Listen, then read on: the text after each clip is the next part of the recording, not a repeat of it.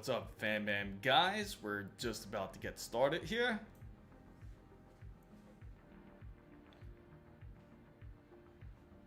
Hopefully everybody has a great week so far.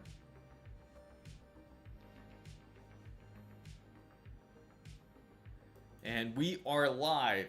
If you're unfamiliar with who I am, I'm Chris Mizo. We talk about PC and tech. I'm sure you've been following everything that has been going on in the industry.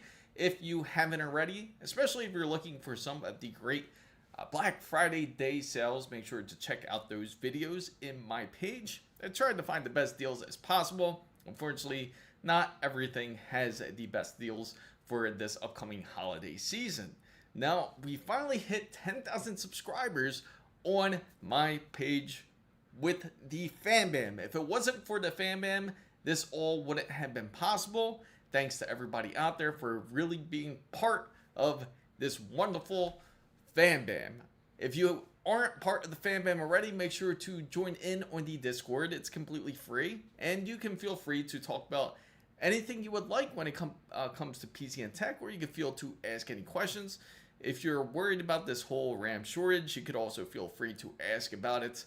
There's other concerns that could be going on when it comes down to this whole RAM issue. Not only could it affect just the RAM side, obviously it could also affect the GPU side and even the SSD side. You might ask exactly why. The reason being is because everything contains some sort of RAM. And already we're seeing some sort of trickle down effect. If you haven't heard already, Cyber Power PCs, a big pre-built manufacturer, especially if you've heard of Cyber Power, they're usually pre-built PCs that are inside of like Best Buys, Micro Centers will have them. And those PCs are set to raise in prices due to the DDR5 issues. Now, ironically, there is going to be some temporary fixes, so to say, for those gamers out there who are looking to build a PC. The best thing that I could possibly find for everybody out there was Crucial's DDR5 deals.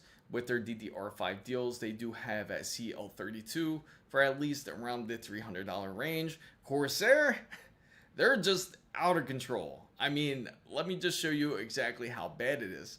We'll go check out Corsair's webpage, and from there, this is how you know it's not just any type of retailer, it's not just Micro Center, it's not just anybody, it's nothing just like that.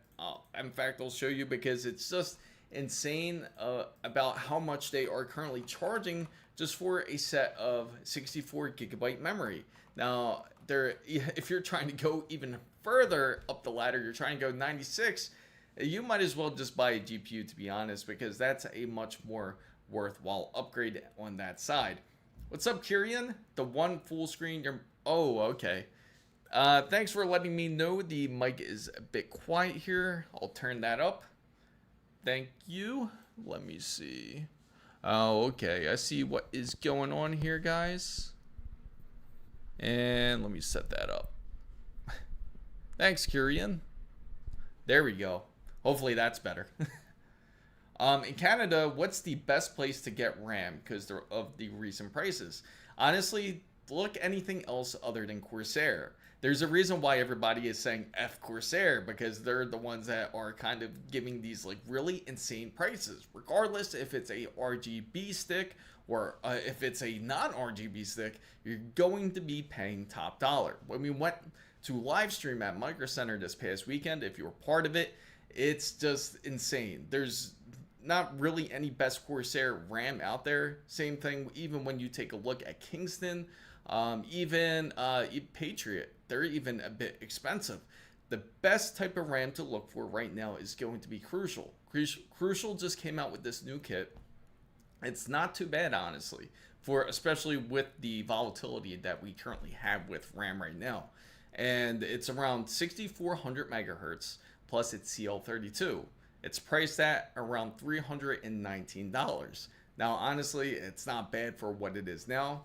Of course, before, back in September of 2025, for $212, you could get 64 gigabytes, but unfortunately, that's no longer the case now. So with DDR5, 5600, 10 to 13 nanoseconds, CL36 to 40. Yeah, that's definitely and the thing is, the whole latency has been way overblown too. Like for anybody that is looking for something as low as CL26, unfortunately that's going to be a bit unrealistic. Now, if you get something like Crucial's RAM that I mentioned, again, I'm not sponsored or anything by Crucial, but this is certainly the best RAM that I could find for the best deal. Actually, I have it posted on my latest video of the best deals that are out there for Black Friday, and that is one of them. One of the only few RAM sticks that I could really find for a good deal. Them and G-Skill does have a decent set, but it is for G-Skill's set, it's for CL36. Now for CL36, it's not necessarily a bad thing. Reason being is because as long as if you get the transfer speeds that you need out of it, you can even actually clock it to your settings. For example, you could actually drop it down from CL36 down to CL34 in a lot of cases. So you could actually drop it just a couple in latency with a lot of these RAM kits. So don't think you'll just be stuck at that specific number. Now, when it comes to RAM kits, I can tell you that the numbers that are set in place are pretty much put there by the manufacturer. It's the most easiest and most tuned settings for most overall systems. So that's why when you see AMD Expo or you see XMP, it's going to bode well with that system. Now, of course, there's tuning profiles. For example, on ASUS's profiles, you'll see something as tweaked, or you'll see something like on the fly. There's different settings you can honestly mess with, and you can manually adjust the settings. What's up, Genomorph? What do I think of the RAM? Personally, I think this whole RAM shortage is not going to end anytime soon. I hate to say it and let you guys know, because as I warned everybody here, as everyone who follows this channel knows, that for the past 4 weeks, I've been warning everybody about not just the RAM side, but also be mindful about GPUs. If you don't have a GPU already, I would certainly look into getting one if you really actually need one, especially for those who are experiencing any type of artifacting or any type of hardware issues. Just this past weekend, I had to make the leap, go ahead and purchase a GPU, because I knew my RTX 3080 Ti was starting to fail. Reason being, the GPU that I was using was specifically for productivity type of work. So usually when I was encoding or when I was working with Premiere, it would seem to act a bit glitchy and even end up, it would end up rebooting the PC. And then even in one instance, the day right before I went to Micro Center, I was just working on Photoshop. And after working on Photoshop, PC rebooted right back. Just on a simple task such as that. So I knew that it was at its limit, and I got to get a GPU, especially before these price increases, because you're going to experience it, especially in 2026. AMD has already talked about going up 10%. You already have CyberPC going to up their prices up as high as around 20% for their PCs, and more than likely it could go even higher. Stranger Things season 5, yeah, I'm hyped for it, but the thing is, I like to wait for all the seasons to be put together, all the episodes, because I can't just watch 3 episodes and then wait until the next month to see it. I prefer to just binge watch it. I know that's probably not healthy, but yeah, I'm definitely on that. Once there is no more RAM, maybe. What's up, Reeve? Thought I say hello before a good night's sleep. Can't wait for the Saturday light. Yeah, so just for anybody, what happened to my... you know what? Yeah, we'll see. We'll find out, Kirian. Just to let you guys know, if you don't know, or you don't know who I am, I'm Chris Mizo. I talk about PC and tech. This is an open chat, so you can feel free to ask anything. This is going to be a hot topic based on RAM, because everyone right now knows that the RAM shortage is very real. In fact, I even showed clips of me going into Micro Center showing the pricing, especially from Corsair RAM, how expensive it could really be. In fact, there was somebody that went to go to Micro Center, saw a fair price on the RAM. It was about $249 for it, but when they went to go pick it off the shelf, this is how volatile it is right now. They picked it off the shelf, they went to go purchase it, it was priced at around $309 or $319, and Micro Center wouldn't let him buy it for that price. In fact, he had to go over back to where he went to go purchase the RAM, took a picture of the price tag, showed it to the associate, and then eventually they were willing to let it go for $250. But that's just how volatile the whole RAM kits are right now. So how was the NVIDIA stock at Micro Center? So the NVIDIA stock was actually pretty decent. We ended up purchasing the last RTX 5080 Asus Noctua collab. So there's going to be a video based on that, on the whole unboxing. Hopefully you checked out that stream. We actually did that repair live on stream. We ended up putting some new thermal paste. It was going into a Threadripper build because the thermal paste that was in the original Threadripper build was there for like probably a good 4 or 5 years. We cleaned it off, ended up putting some new thermal paste. We installed the new RTX 5080 plus a new power supply just in case, because I don't like using the harnesses, and that's another big issue that has been going on. That's something we will discuss momentarily. So I currently have the Ryzen 5 3600. I've been upgrading to a new GPU, so I'm thinking about the Ryzen 7 5800 XT since it's at a lower price. If it's at a lower price, sure, why not? It's a good deal. I'm assuming you're going to be using it for gaming. 5000 series, Ryzen 5000 series processors are still great. So they will perform exactly the task that you're looking for, especially if you're looking to up the power on your PC. Now, what type of motherboard do you have, by the way? So Kirian says the 9800X3D and the 9070 XT and the 750 watt PSU, is that stable on default? Now 750 is decent. I would usually recommend something at least 850 watts, just in case if you want to upgrade your fans, if you want to upgrade any extra accessories to your PC. But 750 is like your bare minimum, but it should be technically stable, because at least because you're gonna require a bit of power for it. So Chris, you have 2 live streams on YouTube right now. One of them isn't working. Chat doesn't show. Oh, really? Number one, can you get 64 gigabytes of Royal Neo for the same price for 32 gigabytes? Yes, you can. If you're lucky enough to be able to purchase it, it seems that the Royal Neo is not that far off from the whole RGB pricing. So anybody that is looking for it, it's not that far from the Z5. So if you are lucky enough to be able to grab it before people end up buying it up, because that's what's happening. It's more of a panic buy. You have everybody that's having FOMO right now, just purchasing as much RAM as they can get in order to be able to enjoy gaming, so to say. But people are purchasing RAM at a record level right now because people are afraid that they're not going to get new RAM, especially in the next year. And the pricing is only just started to go up. So it's going to be a bit crazy on that side.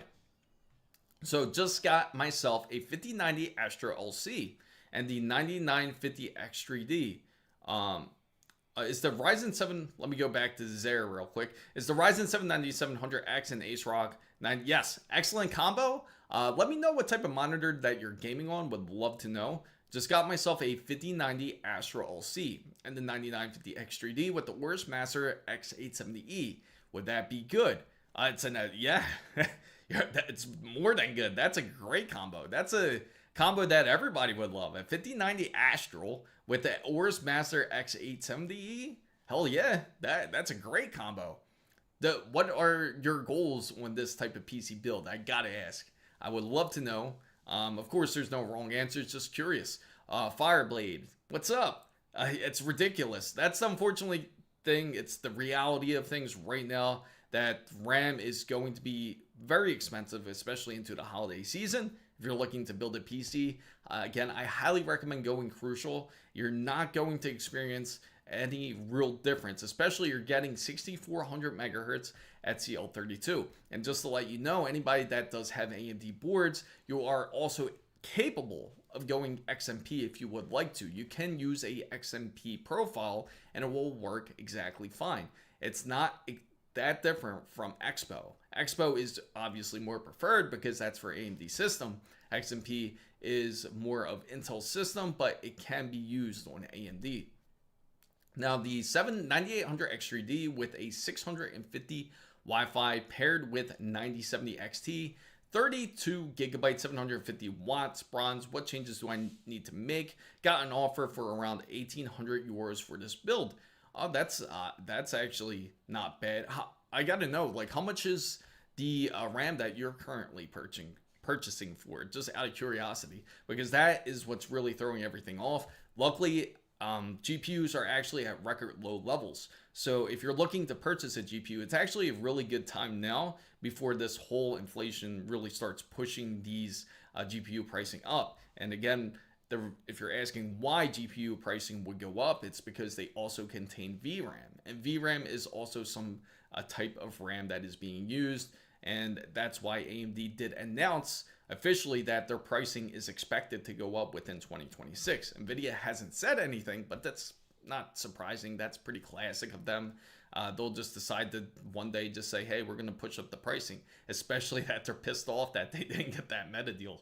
So power color, Hellhound overclock Ryzen Radeon RX 9070 XT, 16 gigabytes with a Ryzen 9950 X3D using Asus ROG Astro 1200. That's gonna work. If that's plenty of power, that's like overkill right there. But 1200 watts on a 9070 XT is overkill. You can definitely pull that down a bit if you would like. I edit videos, live stream, and just want to game at very high FPS. Max graphics on story mode. How good is the NVIDIA 6000 AI? Not very good, honestly. If you're planning to get a GPU, and for some reason you have a ridiculous amount of money, you have for some reason $7,000, $8,000, or $9,000 in your bank that you're going to spend on a RTX 6000, I wouldn't suggest it. It's more for those who are using LLMs. In fact, it was tested with Monster Hunter's Wilds. You can actually, it actually compares closely to the RTX 5090. So you're spending $5,000 for extra for practically very minimal gain. You're not going to see that much difference. Of course, the big 96 G7, 96 gigabytes of G7 would attract anybody, but honestly, you're not going to use that all up in just gaming. You're going to, that's more for those who are interested in doing things like LLMs and those who are more interested in doing some crazy sort of video editing work, maybe as high as like 12K resolution. So is my voice low, guys? If my voice is low, let me know. I'll bring it up some. How's that, guys? Is that better? So increased wattage overall. By the way, can you help me understand if it would get more performance with the Aorus Master X870E versus the X3D Ice? Okay, so the main two differences, so Desert. So you edit videos, you live stream, and you want to be able to play high frame gaming. Are you playing in 4K, or are you specifically playing in another resolution? Now, if you're curious about the whole X3D side when it comes to the motherboards, I can certainly say that the X3Ds, they're built for a better efficiency and power. And that has to do with the new BIOS that they have in there. You'll see as much as a 15 to 20% boost because of it, but also you can upgrade the X870E motherboards to that newer BIOS. So that's the only really slight difference between the two, and it's going to be a larger size. The way the BIOS is, it's more of a driver compared to the X3D versus on the prior models of the Gigabyte Aorus X870Es. But I'd say if you're trying to get the best, I would say if you can have the money for it, if you had the money for the Aorus Master X3D, you can go ahead and get that. But if you're going with the X3D Ice Aorus Master, I would just go ahead and get that. But you can also get it for a deal for X870E. It just depends on your budget. If you're trying to get maximum performance and you're also trying to stream, the X870E X3D can certainly benefit you. So I bought an Aorus Master 5090 1 month ago. So I bought it about $4,199 with tax, about at Canadian dollars. On Black Friday, the price is $37.99. It's no joke. Yeah, the pricing is ridiculous. Like when it comes to any of these RTX 5090s. It's funny because remember when NVIDIA brought this up? NVIDIA brought this up and said, hey, we're only going to charge about $2,000 for MSRP for the RTX 5090s. Ironically, the 5080 seem to be more fair priced. At least you can purchase it for close to MSRP when it comes to RTX 5080. But when it comes to the RTX 5090, no, that's a whole completely different game. You're going to spend at the minimal $2,500 on a RTX 5090, and they just constantly go up from there. So the MSI Mag B850M Mortar Wi-Fi Micro ATX AM5 motherboard, worthy enough for the specs I had listed. Oh, absolutely. It certainly can be able to handle that type of specifications. Now, B850M is more of a SFF type of build, like a short form factor type of build. It can be done. You can also install it into a mid tower if that is your choice, and it would give you a lot more room to play with. Of course, there is some limitations when it comes to it. If you're looking to go with higher and faster drives such as NVMe 2.0, like PCI Express 5, M.2, if you're trying to look for those type of speeds. But for this type of build, the 9070 XT, not really as necessary. Again, 1200 watt power supply would definitely be like a bit overkill. Now, user 1898 says, for the 5080, do you have the PSU that has 12 volt high power port, or would you use the adapter to connect the two? I'll give you the answer right now. Mystery camera stutter. Oh, really? Camera stutter. You know what? Because I'm using this other program to kind of stream out. If it's still stuttering a bit, let me know, guys, and I will cut down my stream. Unfortunately, I would have to cut it off and forewarn everybody out on X or on Twitter, because I can only do so much of a stream. And it looks like, let me see. Let's see, do we 0 views? Okay, so what I'll do is I'll cut out the stream on Twitter, and that should improve the quality. I think I got too much quality going into one stream, because I tried to lower the latency so it could be a bit quicker. So that's what I'll do. I'm going to cut out the Twitter output right now, and then that should do it. Let me know if that's better, guys. So hopefully that improves the quality right there. If I was going to keep the Aorus Master X870E, since I had the 9950 Extra D, should I keep it on balanced mode?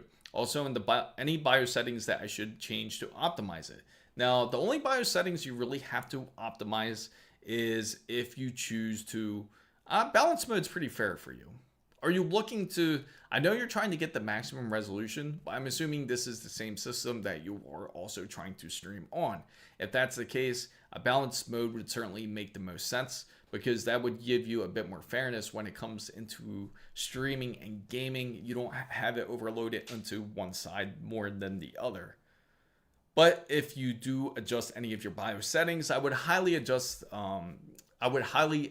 suggest adjusting the PBO2 settings to your CPU slightly. If you do that, find your perfect balance, and then you give it a stress test to see how well it does then.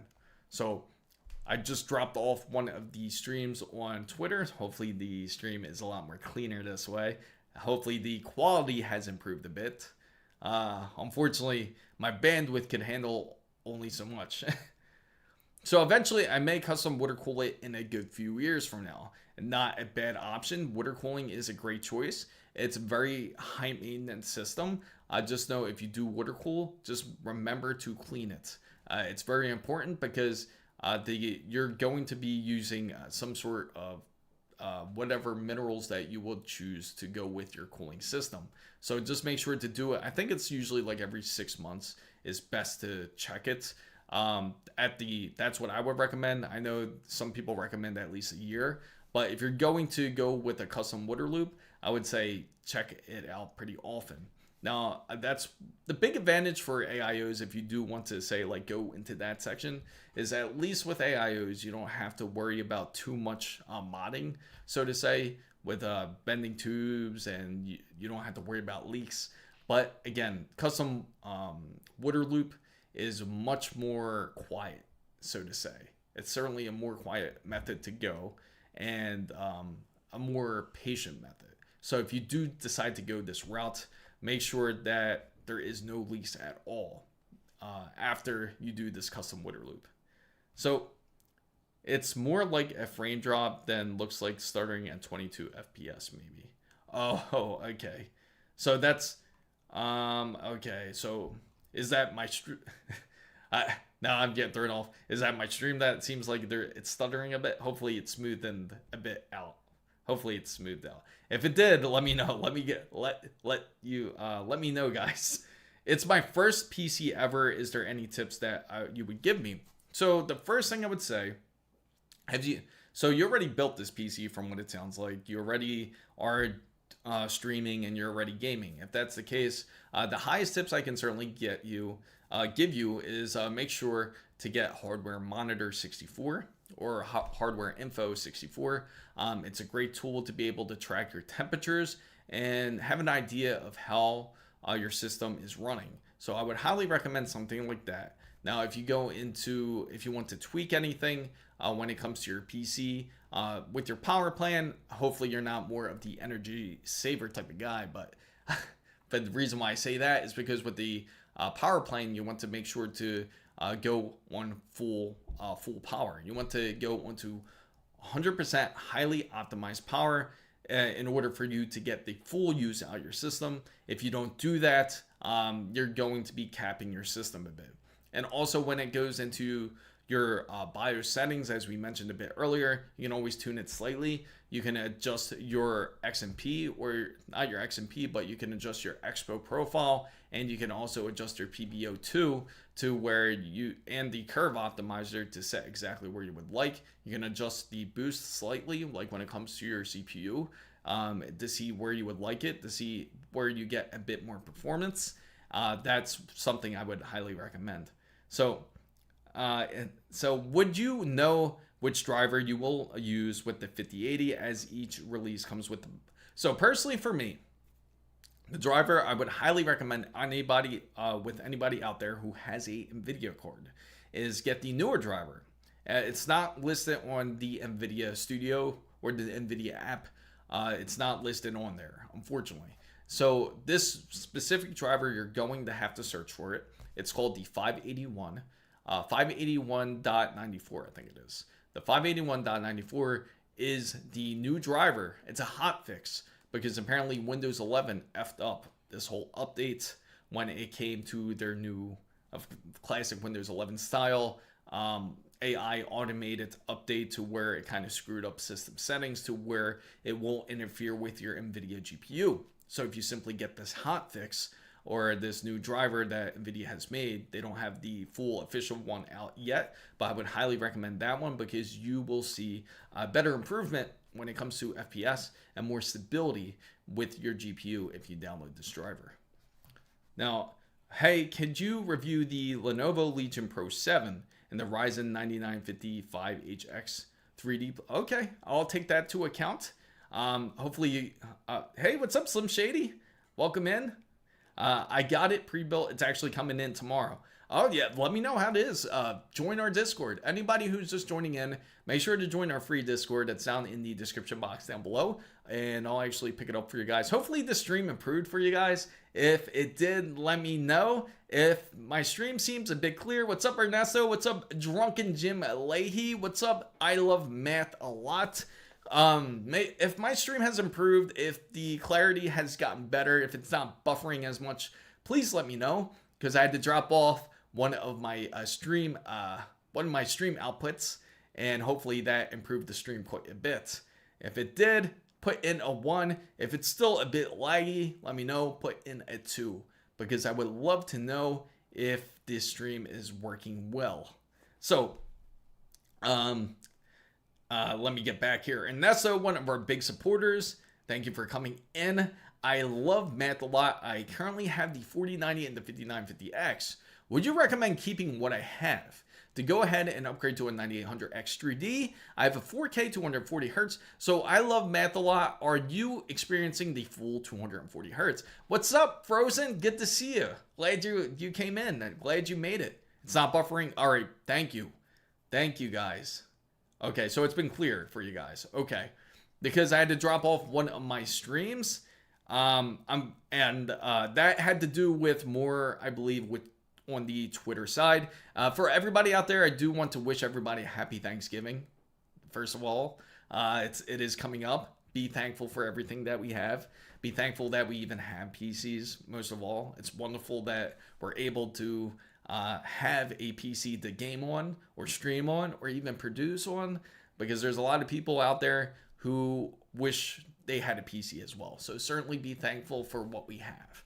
And for anybody that is looking to build a PC, I certainly did my best to find the best deals. In fact, somebody came in onto Gone Fishing, in fact, actually came onto the video and said, hey, you shouldn't tell anyone to buy any PC parts. And I'm not going to tell nobody to buy PC parts, because sure, there are some components that are going to be a bit more expensive than the others, but I will tell you the best price parts, and I will let you know clearly if the pricing isn't great, such as the CPU pricing isn't great right now. The RAM pricing isn't great, but the best pricing certainly is the GPU side, motherboard side, power supplies you can get decent deals on. It just, those two specific components for some reason refuse to go on sale.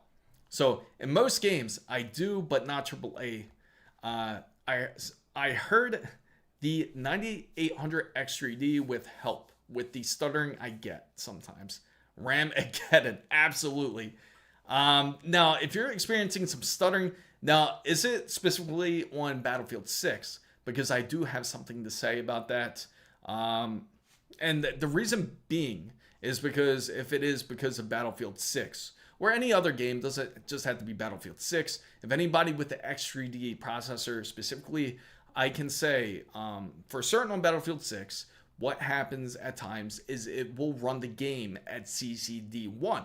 And it shouldn't be running on CCD1. It should be running on CCD0, because that's where our Vcache is for the 9800 X3D or the 9950 X3D or whatever X3D that you have. It should be on CCD0. If it's running on CCD1, that will cause a drop in frames. Also, the anti-cheat also plays a big part, because if you pay attention to it, it will end up using your cores, all of them, both on CCD0 and CCD1. And because of that, that is also causing a performance issue. It's something that Battlefield 6 certainly should fix. I hope they fixed it by now. And hopefully everybody out there who has an NVIDIA card has the new hotfix update. Again, it's 581.94. I think that's the exact version of it, because of the new Windows updates that was also causing frame issues when it came to the NVIDIA card. So I'm trying to build a white PC, but the RAM prices are going crazy. Do gray RAM instead of white affect? Not really. To be honest, it's honestly not that bad. And if you need RAM, just get the RAM. Who cares about the color, honestly? Because once the price goes down and you really care about the color that much, then get the color that you like. And by the time you actually want to get that color or get that RAM, more than likely, you're not going to care anymore, to be honest. The most you'll worry about is probably upgrading your capacity, and that's it. Or maybe you want something a bit faster in latency, I get that. But I would certainly get something for now, because you don't want to end up getting RAM that's at CL40. So I'm trying. So 5090 Samsung 9100 Pro, 64 gigabytes of DDR5, all 4K games, shoot as butter. Wonderful. What is your keyboard? So currently the keyboard that I have is the Corsair K100. It's the optical keyboard. Polling rate is up to, I think it's up to 1000 hertz. It's faster than that, I believe. I think 5000. I kind of forget. Forgive me for that, but it's the K100 that I usually use when it comes to my usual desktop usage. No problem. No problem. I love math a lot. Tony says, best GPU for the 7800 X3D. Crucial Pro overclocking DDR5 6400 megahertz 32 gigabytes. Fair. With a Gigabyte X870E Pro, I want is an all-white GPU that is going to be vertically mounted. Played at 1440p, Ultra 4K high settings. It sounds like the perfect dream. So it sounds like you want the Gigabyte Ice GPU. That'd be great. So if you guys don't know, anybody that is also coming in, keyboard is this keyboard is actually Corsair. Frozen. So anybody who doesn't know, I finally hit 10,000 subscribers on YouTube.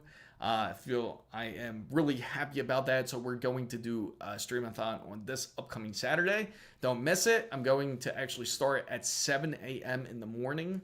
And then from there, we're just going to stream as long as we can for that day. And I got a lot planned. It's going to be fun for sure. So depending on instead the sandwich of the GPU. Now, also for everybody out there, I do want to let you guys know we will be going to CES 2026. If you haven't thought about joining the wonderful fan band, please do.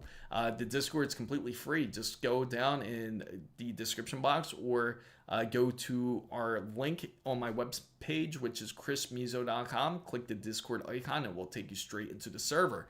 We will be going at CES 2026. Make sure you catch the live event. I'm trying to find ways to make sure to get a consistent stream.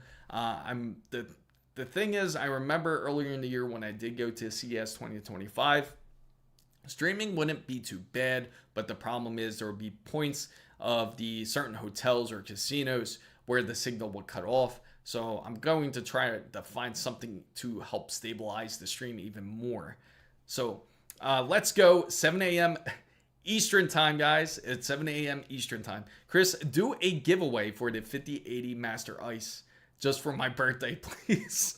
If I could do it, if I could pull it off, I'll let you know.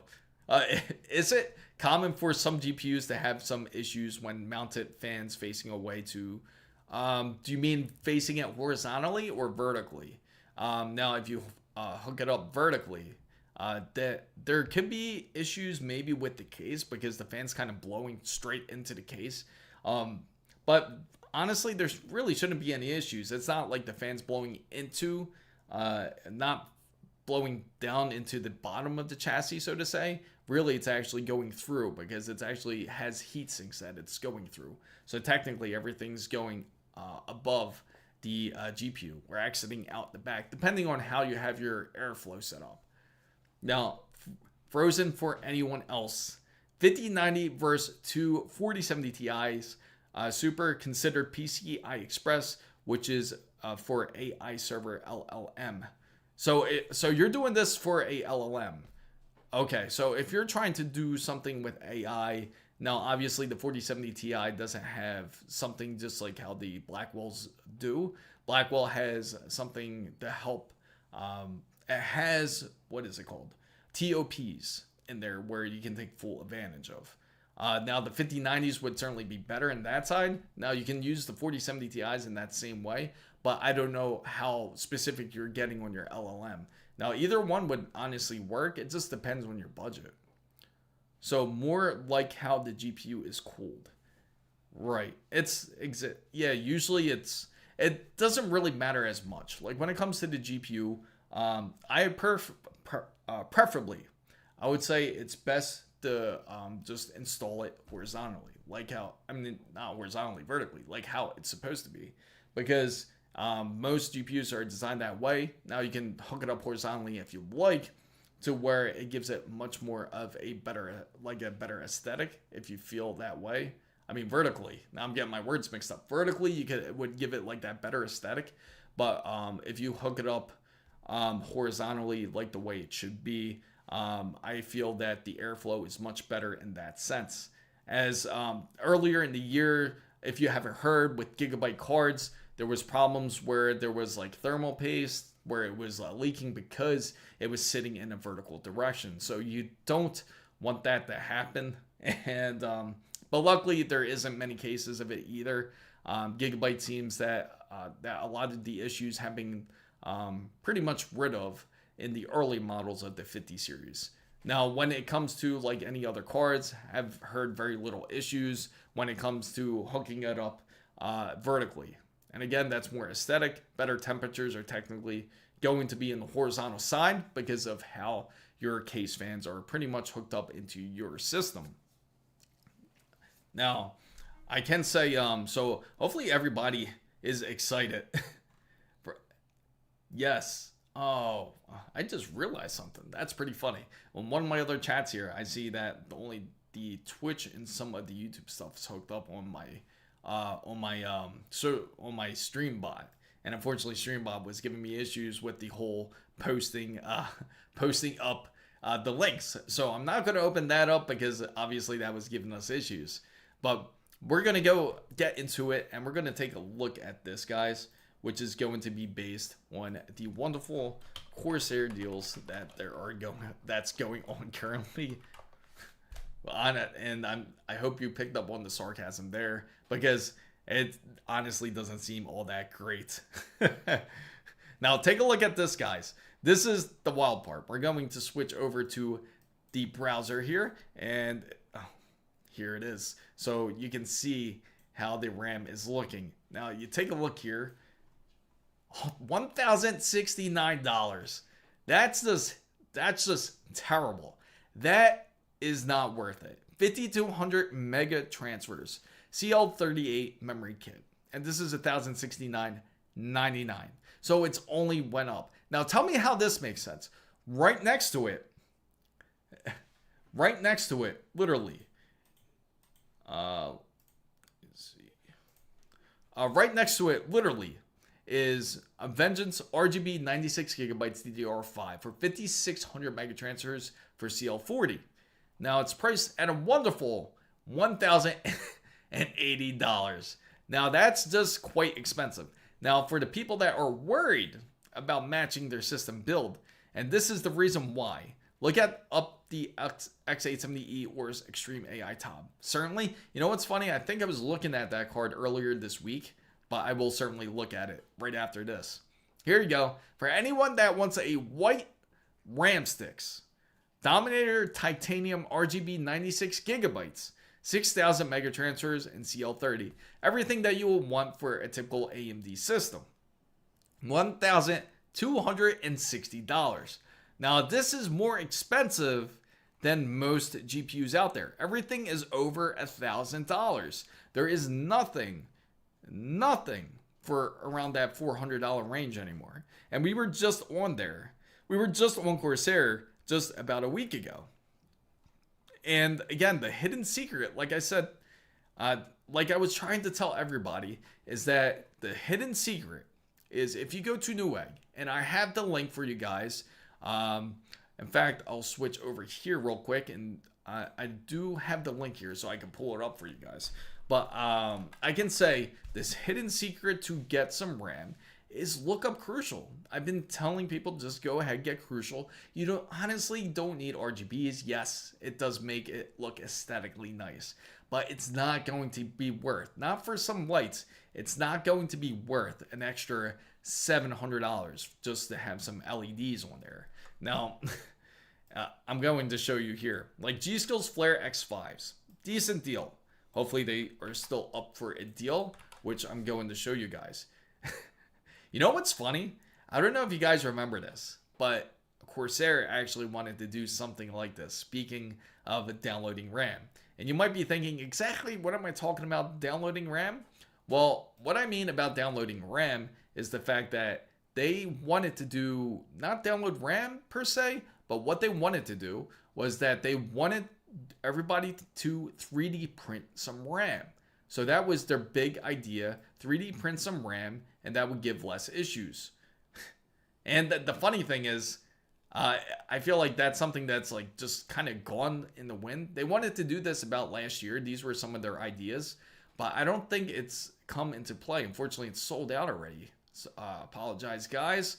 $269. This was one of the RAM kits that I feel that's a fair price for everybody out there who is looking for a RAM kit. I actually have everything written down here. These are all the best deals that I can currently find. Now, if you're interested in any of these deals, if you're interested in purchasing anything, I do have all this actually pasted on my newest video that I do have out. And on my newest video, hopefully maybe Amazon still has it. There's some Tridents for sale.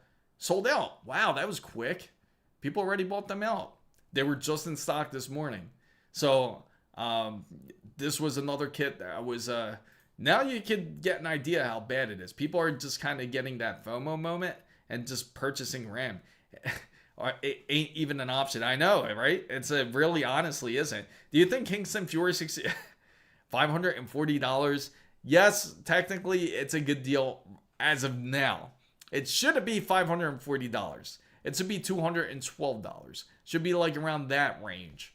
Honestly, for like a kit like that. But thanks to everything going up in pricing when it comes to RAM, it just seems that it's impossible. I have a good feeling Crucial is going to be sold out too now. Let's find out. Where is it? No, I guess I didn't have it on this list. It was another list I got, guys. I'll find it. I will find the Crucial ones. And let me see. Once I find the Crucial ones, I'll share it. And for anybody that is looking for RAM, they actually had some really decent numbers on it. Let me see.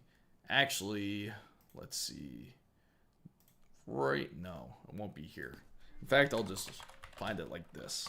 And hopefully we'll luck out. Hopefully they'll still have some. Because, again, it's underrated for the pricing. In fact, here we go. There's only one place that might have it, and that's B&H. B&H has it. B&H Photo has some RAM. COVID for it feels like it. I gotta say.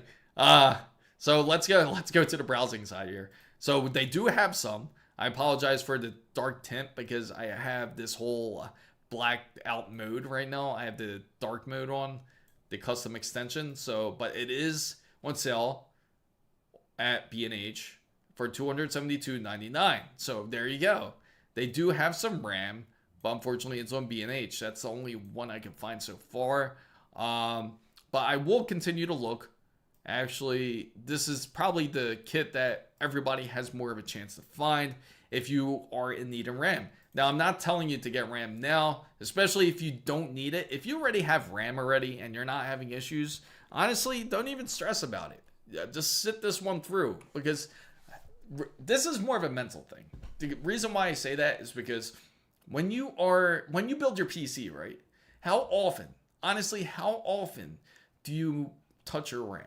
How often does anybody out there touch their RAM to either upgrade or change out the RAM? If you do, if the answer is yes, how often do you do it? Do you do it every 2-3 years? So again, you have time. It's more for those who are just getting into the building side. If you're struggling to find RAM and you want to build a PC, you desperately want to build a PC, yes, then now's the time to purchase RAM, unfortunately, before 2026, because it's just honestly going to get worse. As you see on Corsair's site, just 1 week, just literally 1 week, they had RAM up there for $449 on the last stream. In fact, we went to Micro Center. They had RAM for $449. That's still not normal pricing, but it's certainly better than what we found today, which was the pricing that we found today. Again, over $1,000 for some RAM. So I paid $250 for mine for that, but white. I don't know when DDR6 is currently in the works. They're even working on, of course, G7, but that's more of the whole video card side. Samsung actually found a way, because currently right now it's at 30 gigabits per second, how quick they can get with G7. They pushed as far, I think it's up to, they said 33, I think it's 33 now. I want to say 36, but I can't say that for certain. But I know for certain it's at least 33. So the speeds have gone up quite a bit when it comes to G7. That's certainly something that is going to attract a lot of those AI companies out there, or for anybody that is interested in building any type of, working with any type of AI. But that certainly is in the works. Same thing with even DDR6. That is something that is on its way in the enterprise side, something that we don't honestly see in the consumer side, not just yet. But again, CES 2026, once that comes up, we're definitely going to take a look to see what is available out there. This is all Sam Altman's fault, right? It really is. It's all thanks to His purchases, he went to every single micro center throughout every state, all 13 of them. He went to all 13 of these micro centers to purchase all the RAM that he could. That's what it really feels like. And unfortunately, nobody has bought it out. Thanks for subscribing, Planet Shuffle. Appreciate it. Now, let's go ahead and take a look. Let me see if we can actually find some at Best Buy. Best Buy might actually have something. That's a surprise. And, oh, okay. Pick up at Roseville. I have no idea where the hell Roseville is. That's nowhere near where I am because it's set for pickup. But anyway, take a look. They do have it for sale for anyone that does live near a Best Buy and desperately does need some RAM. Again, this is not a bad kit. Why is it the CL38 kit? They have a CL34 kit. I mean 32 kit. That's their new kit that they just released. And I'll show it with you guys. Again, this deal is not really better than their other one. They have a CL32 kit, which is a much better deal, which is around the same price. But again, if you need something to just get you by, I get it. Just don't go crazy. You don't have to get 64 gigabytes unless you absolutely need to. Unless you are working with a lot of graphics, unless you are creating a lot of content, or you're a crazy multitasker, then it would be worth getting something like this. But if you're just gaming, you're not really going to find like a big benefit onto it. We're going to continue looking here because, in fact, let's go ahead and check out Newegg because I'm just curious to see what type of RAM they got because it's ironic. It really is because as we were just talking about being thankful, we already have all people just buying all the RAM up right before Thanksgiving. The Beast Buy. Best Buy is even more expensive. Yeah, that's, you know what's crazy? It's like Best Buy, remember Ricky, guys? Ricky went to Best Buy the other day and he just said F Corsair because everything that they had was between the $400 to $500 range when it came to their RAM, and again, $1,000 range for anything that's above 64 gigabytes. Just insane. And just to give you an idea just how bad this whole RAM, in fact, I'm going to show you another website which you may not be surprised. You might be like F Apple too because that's where we're going to go next here. Micro Center told him deals only with in-store purchases. He had to go to each one or be charged double. F that. That's some BS. That shouldn't happen. Because look, I'm going to show you, before we go on Newegg, I just got to show you. This is just how bad. This is how you know things are bad. We're going to Apple. Now, obviously, this is not going to be an Apple stream, but it's to prove the point about how expensive RAM is getting. So we're going to go ahead and build a MacBook, right? And as you know, MacBooks can be pretty pricey. Now, we're going to go ahead and take a look at this. Your jaw might literally drop when you see this. So we're going to go down here. And, okay, so we're just going to get the, say, 16 gigabyte, right? It's about $1,800, okay? For 24 gigabytes, about $2,000. Now, say you go ahead and select it, right? And you want to up your RAM. Right here, let's see. 32 gigabytes is up $200 more. So now, for this really basic MacBook that you're paying for, you're going to spend nearly $2,200. $2,200 on a real basic MacBook with 32 gigabytes with 1 terabyte drive and a 70 watt USB adapter. It gets better. Now, say you go pro, like say you want to get something for more of a professional grade, right? You need something for producing. You need something for more editing. I bought 64 gigabytes of DDR5 RAM a few months ago for that 195. Today, that same kit, yeah, it's insane. It's literally like holding gold. It's better than holding gold, to be honest. Look, $3,200 for a 14-core CPU, 32-core GPU, and 36 gigabytes of unified memory. Insane. That's actually the price of something that should be, the RAM's only 36 gigabytes. Right here. If you go up to 64 gigabytes, right? That's $400 more. Same exact PC, nothing really changed. You got the 14-core CPU, 32-core GPU, $400 for unified memory. 128. That's a price of somebody's laptop right there. $1,200. That's the point I'm making here. The fact that we all know Apple are crooks, right? Let's just get that out the way. We all know that they're crooks as it is. So for them to charge $1,200 for the same exact laptop, they just upgraded the memory to $1,200. So it's not just the whole desktop side. It's affecting the whole laptop side, and eventually it's going to reach into the whole handheld side. You know what's ridiculous? Even their SSDs insanely expensive. Take a look at that. 8 terabytes of SSD storage. $2,200 for 8 terabytes. What is that SSD made out of? You could get the Samsung 9100 Pro for $750, right? And this is $2,200. You can buy 2 of them for less than what you can purchase for this just 1 terabyte drive alone. This whole unified memory kit. So people joke that RAM.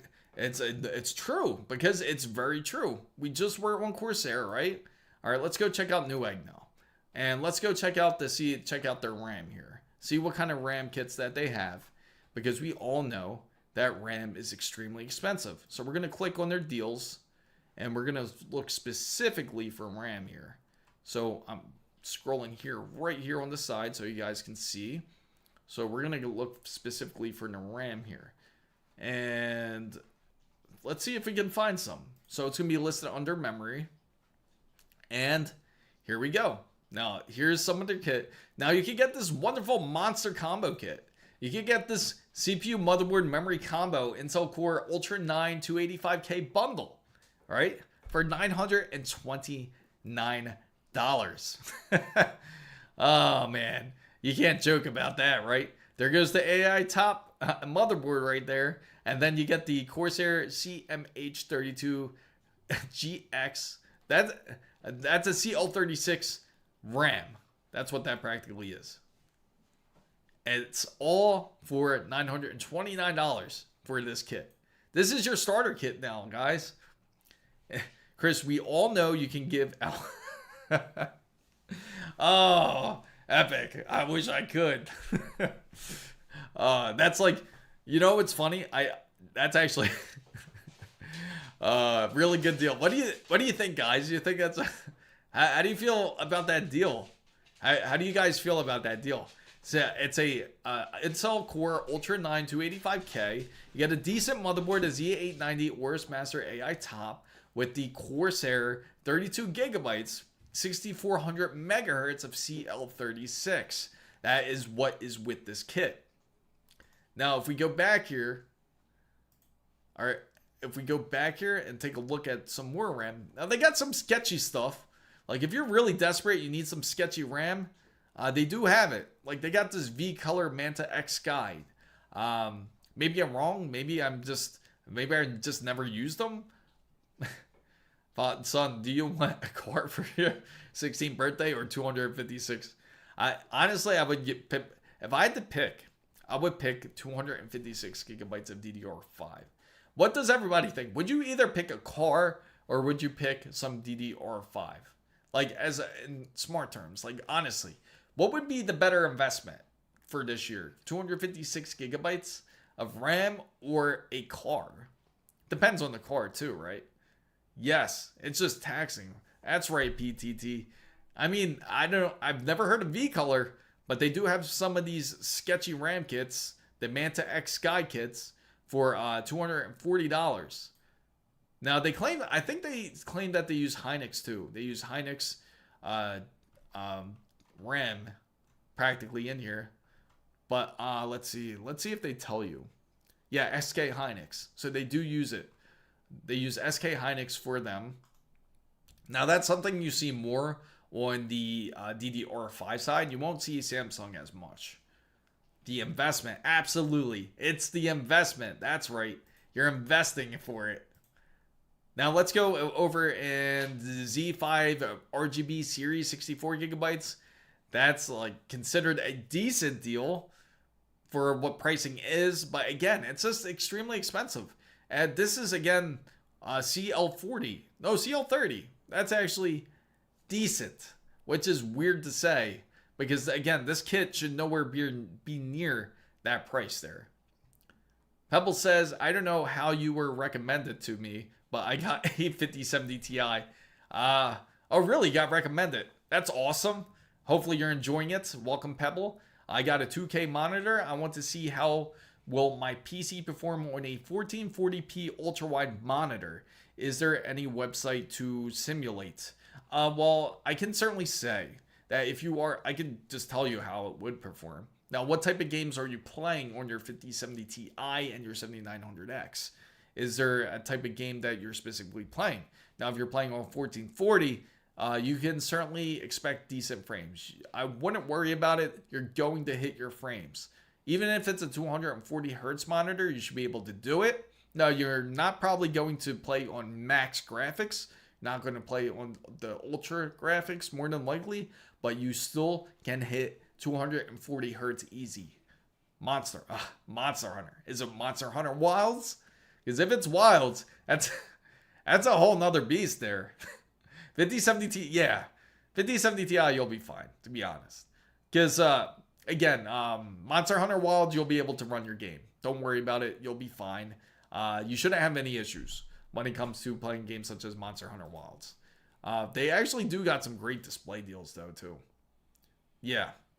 Yeah, you shouldn't have any issues. More of the games I would... Again, it's 1440. I'd be more worried if you're trying to hit 4K. If you're trying to hit 4K resolution, that's a bit different. Or trying to hit some sort of crazy number, like instead of 240 hertz, or just say you're trying to hit like over 500 hertz, then that's different. So, okay, I'm not crazy. I was certain. The RAM in my cart at Best Buy was like 225. Went to check out today. Yes. Yes, unfortunately, that's the case. Fortunately, that is the case, OCSC Mike. It's just sad. Yes, it's terrible. Right, champ? It is just hideous. The RAM is just nasty looking. So you can download, yeah, you could download the benchmark tool, but I think the thing is, Pebble doesn't have the monitor for it. So he wants to simulate it to see if it's possible. You can't simulate it, but you can certainly just get the monitor. Honestly, if there's an issue with the monitor or you're not liking it, you're not feeling it, you can always send it back, to be honest, because that's the only real way you're going to test it. And also, what's also important too is you have to make sure to have high quality cables hooked up to your PC.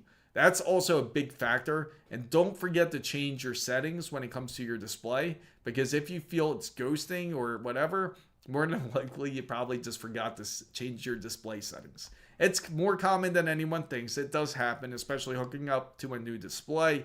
Just check your display settings. Make sure you have your G-Sync on, and also make sure to have your full refresh rate at, say, 240 hertz on. That way you can fully experience Monster Hunter's Wilds. Now, thankfully, with the NVIDIA app, you could also be able to, you could optimize it in a way how you would prefer. Very easy to optimize it through there. You can set it to more performance, or you could set it to more quality, depending on the type of gamer you are. If you're more about frames, or if you're more about, again, quality when it comes to story, depending if you're that type of gamer. Now, what is the read and write speed for the 990? Now, the 990 Pro 2 terabyte is around 7,400 megabytes per second. Now, when it comes to the read speeds, it's about the same. It's like pretty much neck and neck for the most part, but they're over 7,000 when it comes to it. I just went for the pre-built ATP. We can go into it too, just to show you. I got to know how it went. Now, anybody that wants to show off their PC, feel free to show it off. Again, you're free to join in on Discord. If you guys are just joining in, welcome. Introduce yourselves, please. We'd love to know who you guys are. Thank you guys for joining in. If you're unfamiliar with who I am, I'm Chris Mizo. I talk about PC and tech. And with PC and tech, you can feel free to ask anything, even about this ongoing RAM shortage. If you're worried about any other price spiking, feel free to speak up. There is no wrong questions. We've all been there when we first built a PC. So again, we're all here to help you. Nobody is gonna break your stones for asking some sort of question. Honestly, it's better to ask now than to pay for it later. I'm only getting 700. Really? Really? That's 700? Am I seeing that right?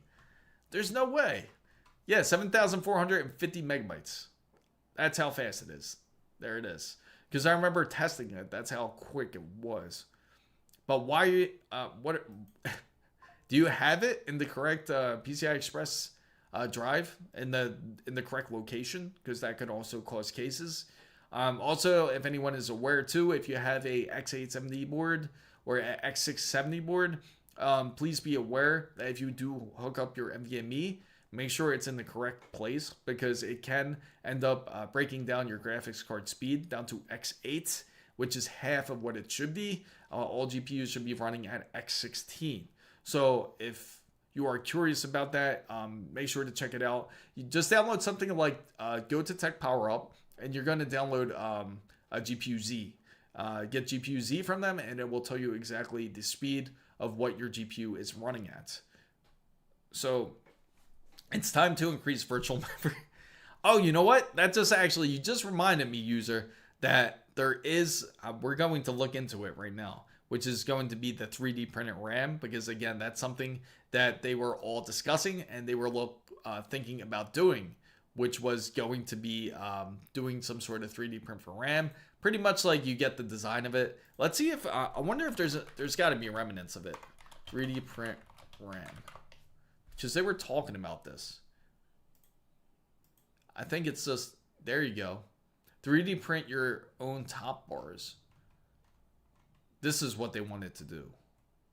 This is one of them. And this is a blog by Corsair, in fact. They'll probably start doing that. I wouldn't be surprised. Cutting costs. Everyone has to get a 3D printer now if you want some RAM.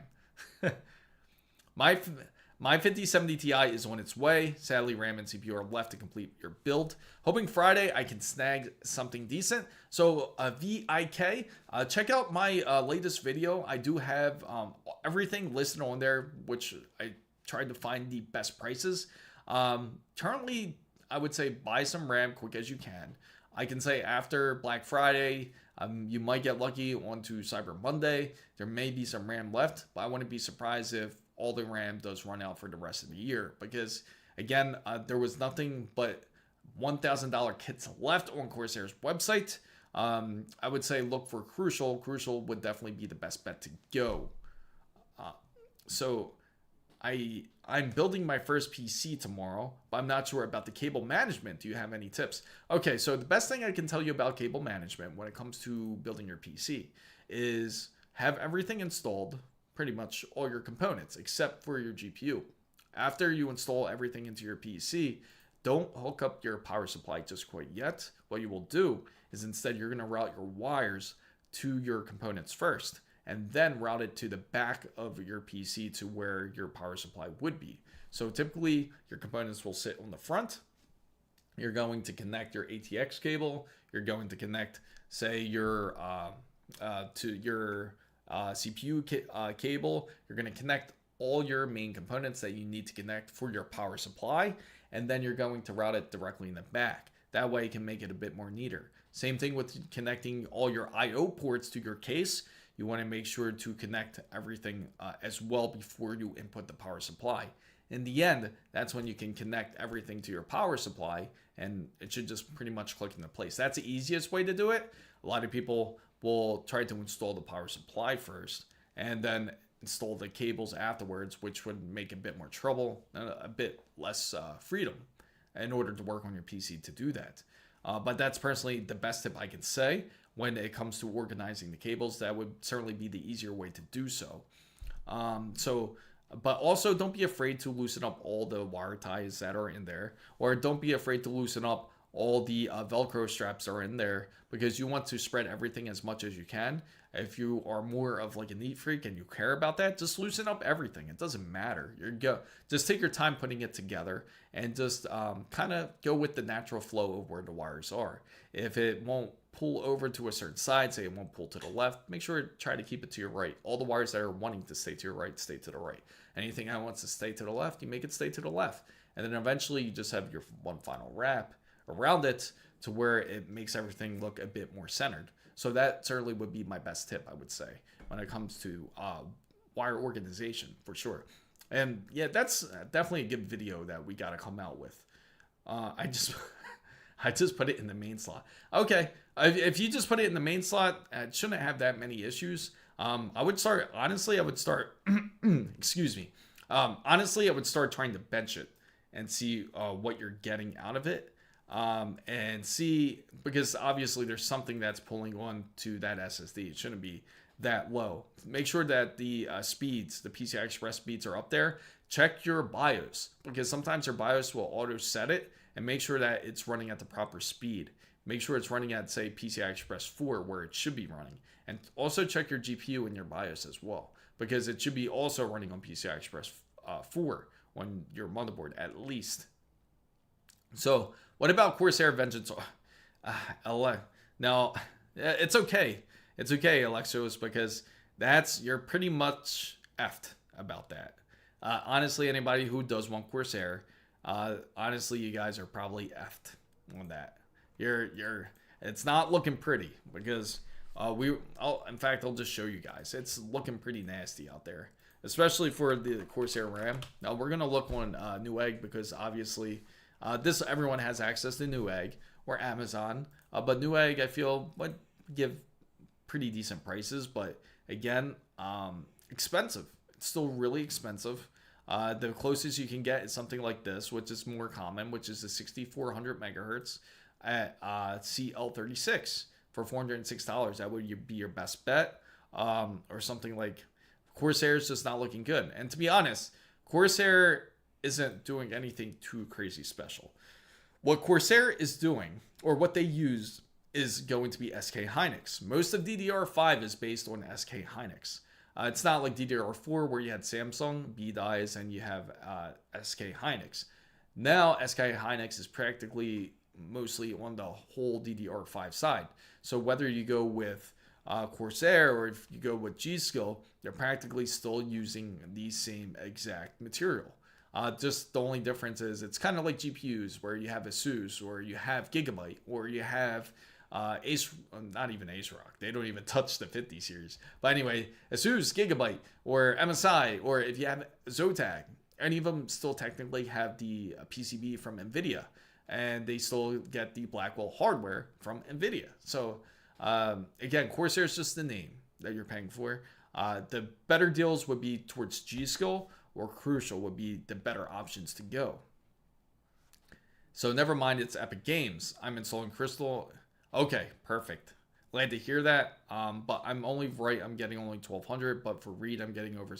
Yeah, it sounds like something's slowing down your system. Something's dragging on it, for sure.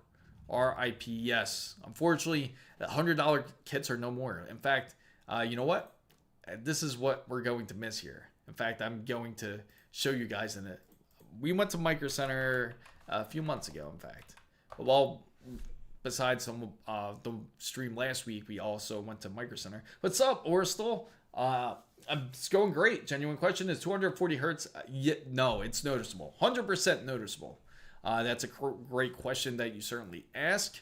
I can say that you can certainly notice the difference when it comes to the refresh rate, and you just have a lot more of a quicker reflex when you're playing things like first-person shooters. So I can certainly say for certain it's not just a flex. It's going to be actually more of the standard now that you're going to see in monitors, because before you would see 144 hertz was more of the common number, but it's no longer just the common number. 240 hertz is now the standardized number when it comes to refresh rates, when it comes to displays. The good thing is that a lot of those displays that are 240 hertz are, again, they're all for great deals. So you can actually get some decent deals for your for those type of displays if that is what you're looking for. Now, personally, to me, I do have to say, and if anybody is looking for monitors out there, the biggest, even more of a flex than just the 240 hertz is if you have OLED. If you have a straight up OLED display, I'm telling you, that is like night and day. Even next to IPS, you think IPS is decent, you think it's beautiful colors, I'm telling you, it makes that look like nothing. If you get OLED, I just remember just going into games, like simple games, such as like Pal World, you can see the difference in the color alone. So here it is. So we're going to look here, and we're going to take a look. Take a look, guys. This is back in the good days, right? This whole bundle that I bought, right? This whole bundle that I bought was, take a look at this, guys. I will share this with you when we built this whole RX 9070 XT build. This was a bit earlier in the year. In fact, I'll show you. I'll just show you because your jaw might drop of how cheap the pricing was. And here it is.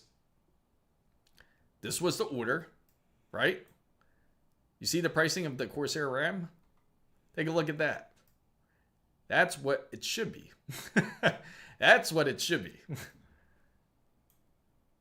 That's what fair RAM pricing should look like. That's how astronomical the pricing is now.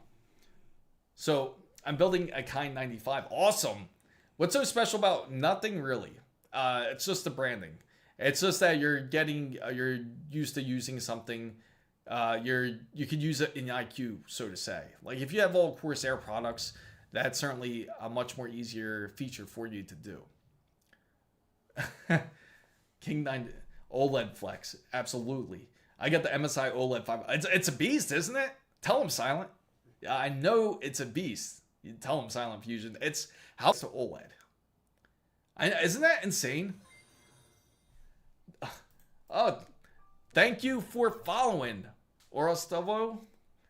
I apologize if I butchered your name any. Let me know if I said it correctly. Aristovo. Thank you for following. Thank you, bro. Sub. You stay. Oh, I appreciate it. Thank you. Thank you, brother. So, yeah, $93. That's how much it should be. Oh, I appreciate it. Thank you.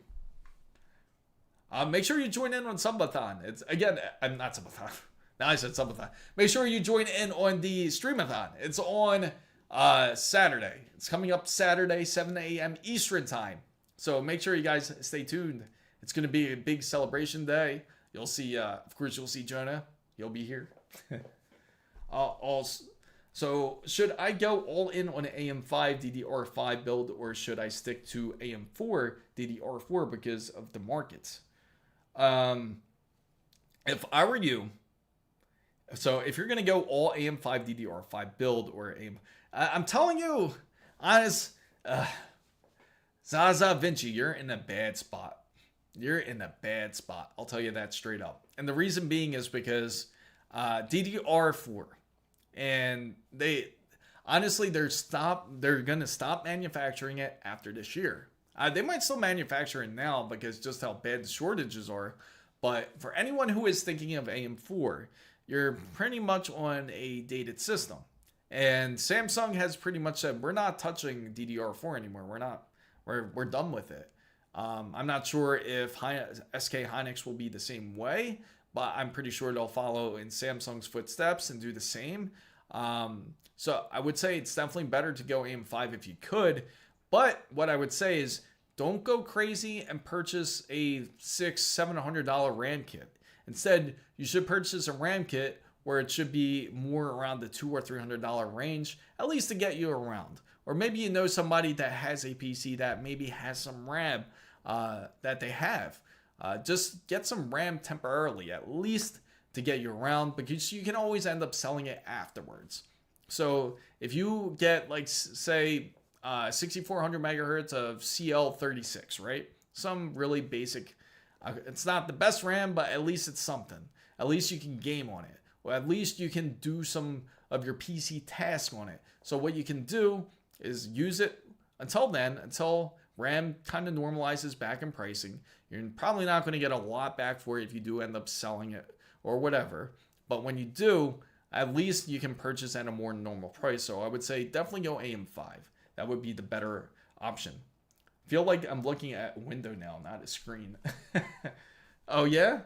Uh, I'm pretty sure that everything works, but because of shipping issues, AM6 platform. Oh, AM6, that's not going to come out till within probably maybe 2020, what is it? 27. You probably won't see AM6 till then. You'll see Zen 6. Zen 6 will come out.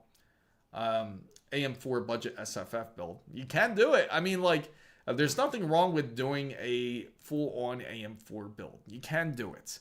I'm not telling anybody not to do it, but I can say you will have to face the repercussions of when it comes to legacy PC hardware. Now, anybody who has a PC, or maybe you're just getting back into building PCs, has had experience when they built at the time, it was a $2,000 rig. It was a $2,000 PC, and now they want to sell it back on the market. They're thinking maybe they could get at least maybe $1,000 for it. Time has passed a lot quicker than they realized. And they said, oh, wait, this is only worth, honestly, this is only worth maybe a $300, like a $300 PC. And with legacy hardware, if you just want to improve that legacy hardware, it actually tends to get a bit more expensive. You're actually, when you end up spending like RAM, or you start spending things like, say, just like upgrading certain components, like even modern components to your legacy hardware, it just won't perform the same as it would compared to a newer board or to a newer style. So on Amazon, you can still buy DDR2. Oh yeah, of course you can, but it's not going to be brand new. You can buy it on the used market. That won't be an issue. Just wait till that's pretty much the mindset what everybody has right now. Just wait until DDR6 and purchase. Is 2500 PC high end? Now a 2500, it's considered high end gaming for sure. $2,500 is more high end gaming because you could easily do 4K native on something that's $2,500. That wouldn't be an issue. I would say it's more for those who are struggling when it comes to, say, like, it's for those who are more struggling into like trying to build like $1,000 rig.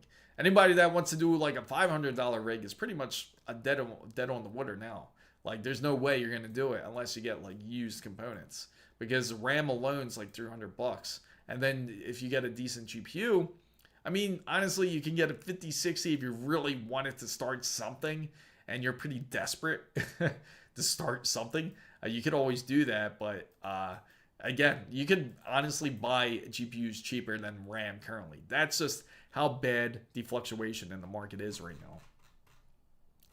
So, dang, okay, brother, thanks for the info. I will get what I can. AM5, is it dumb to buy used RAM?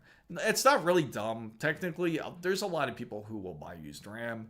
There's been plenty of times where I sold RAM, and nothing wrong with it. I just wanted to upgrade. For example, I had a 16 gigabyte kit. I wanted to go to 32 gigabytes, so I sold this 16 gigabyte kit. So most of the time, there's nothing wrong with it. There's nobody really out there that really abuses RAM, unless they're just like, yeah, it's really rare for RAM to really have issues. It gets finicky more if there's like damage to like the gold fingers on the RAM or something like that, or even when it comes to like even just the DRAM, really, like there could be a corrupt RAM out there, but again, it's not as common as anyone would think it is. And most people hopefully will sell honestly if you are purchasing on eBay, and always check the feedback ratings, because that's going to be important.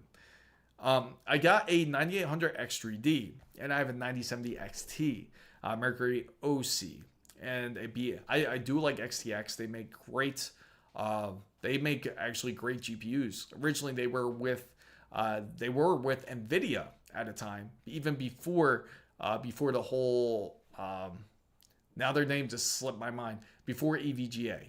Right before EVGA, XFX was part of the whole NVIDIA cycle, and they actually left even before the whole, before EVGA even left. But B850 or Elite Wi-Fi 7, 32 gigabytes, or Corsair CL30 6000 hertz. So these are So that's what you got. That's actually really good. That's decent. I'm assuming you probably got it before this whole RAM craze, I bet. Let's say you're using DDR4 and you're using 46 total. 2 from Crucial and 2 from Corsair. No. There wouldn't be issues. The most important thing is that the timing is the same, like mostly the same, at least for the most part.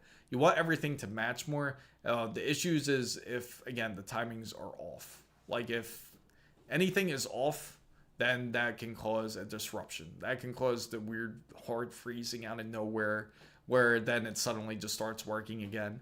But most importantly, you want it to match. And you can easily do it. You can easily set it manually when you get into the BIOS and see if it works well. Because again, like now, especially with DDR5, you're going to run into less issues because everyone practically uses the same type of die when it comes to SK Hynix. So you shouldn't have an issue, say, from G-Skill or Crucial or Corsair. So I have many GPUs, a 4070 Ti and a 5060, 16 gigabytes. Okay, 5060 Ti, 16 gigabytes, and a 7900 XT, 7800 X, and oh wow, quite a bit. I buy stuff I don't need all the time. That's awesome. It's good to have backup. Doesn't hurt to have it.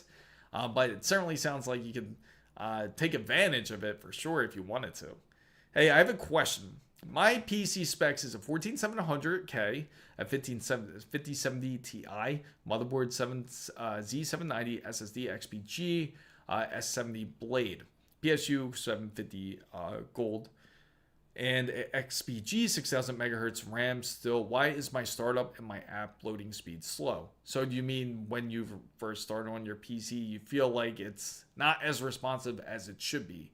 How long ago did you do this build? I have to ask. I'm happy with my 32 gigabytes DDR5 5600 megahertz CL40. X3D CPUs aren't affected by RAM as much. It's true because, again, thankfully, because of the wonderful Vcache that we do have access to. For now.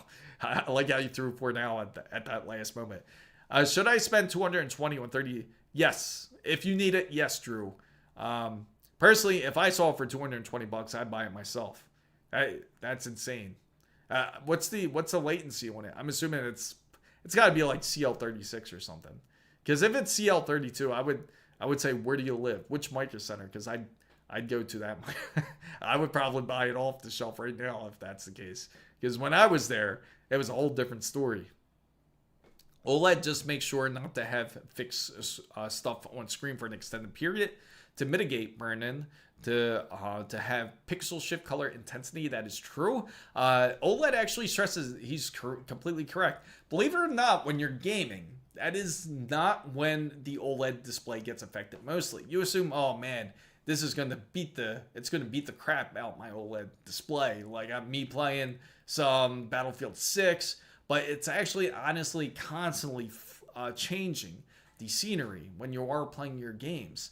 Regardless if you played for, say, 10 hours straight your OLED will not be as affected compared to you going onto something like VS Code or something. You go on VS Code and you have HDR on for some reason and you decide to start typing code, you'll actually have more of a serious issue than actually gaming for 10 hours because it's practically mostly, for the most part, on the same screen for 10 hours compared to something like something that is as active like Battlefield. And a lot of the burn-in actually happens because of the heat. The heat actually practically cooks the pixels onto the screen, and it cooks it well enough to where it's well done where you can actually see it. But thankfully, a lot of the newer displays such as LG, Asus, they all have heat sinks in them, which also helps prevent it. So I have 32 gigabytes of DDR5, 6000 megahertz, and CL 97 bucks. There you go. What's 6,000 megatransfers? I get it. Well, I got what you're saying, Steven. But yeah, that's awesome that you got it for a great deal. I hope everybody ends up getting it for a great deal. Again, the current deals that I do find, unfortunately, all the stuff that I put onto my video, specifically on the RAM side, seems to be not really there. I mean, V-Color has theirs, but they're a bit sketchy. I've never heard of V-Color before, which is these ones right here. If you're looking for if anybody out there is looking for some sort of RAM, this is it. Oh man, I can't even take it seriously. But this is it right here. It does got it got 4 review ratings. That's a bit sketch to me because you don't know if they're real people. But anyway, it's $240, and you can get CL32 and 6400 megahertz. Now, Crucial has like a similar package. I hope Crucial still has it because Crucial had a decent one, 6400 megahertz and CL32. I think I put double L2 by accident. And unfortunately, they don't have it. Even for this RAM here, which is DDR4, is at $189. That is really expensive for DDR4 when it should be in a much lower range. So it's paired with the i7-14700K and the 90. That's a good mix. That's the perfect mix right there. G-Skills, this one's not, it's questionable, $499. That's not really much of a deal. $899 is really high, super expensive. $406.99 for the Corsair white RAM for anyone that is looking for their white builds. Again, you're just paying top dollar for something that it should not really be that rate. Like here goes one. They have 32 gigabytes, this is CL36, and this is 6400 megahertz. Not bad.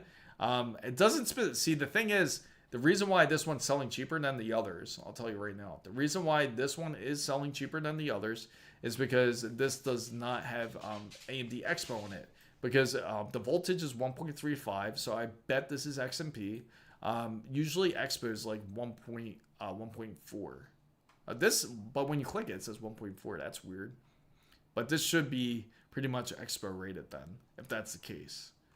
We'll find out. But again, it's still really expensive for the RAM. Opinions on the XG27AQ a great starter way to start off when it comes to OLED. It's actually decent, 1440p, and it's you'll actually appreciate the colors. It's I believe it's on either third or fourth generation OLED, and the best part is it has the built-in pixel cleaning, and it does have the pixel remapping.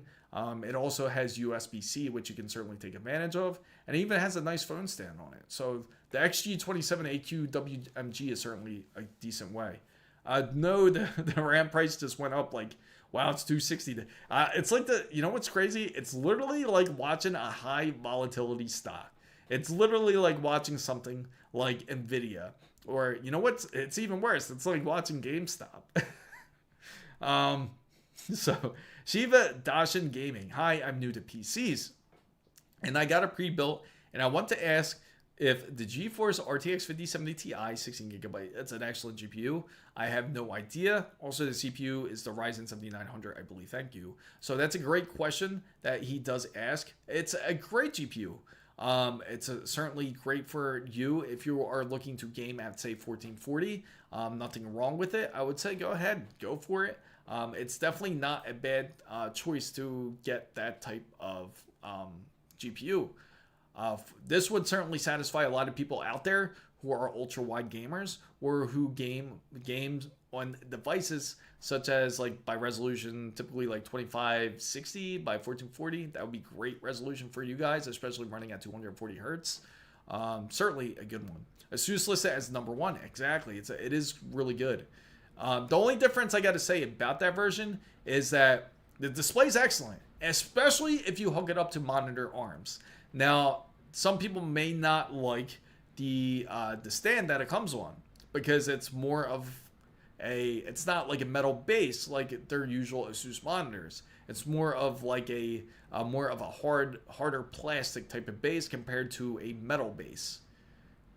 Now, for OLED gaming, absolutely, it's great for anyone who wants to start OLED gaming. It's a night and day difference. I'm telling you, it is insanely different. Norway guy says, hello, I don't know which is better. Go 5070 Ti. This Norway guy says 5070 Ti. or 5070. Ignore the 5070, to be honest. Go 5070 Ti. That is the way to go. Is emulation heavily on the G? That is a great question. That also depends on what you're looking for exactly. What are you trying to do with your PC? And what do you exactly mean by emulation? Because there could be a lot of different meanings here.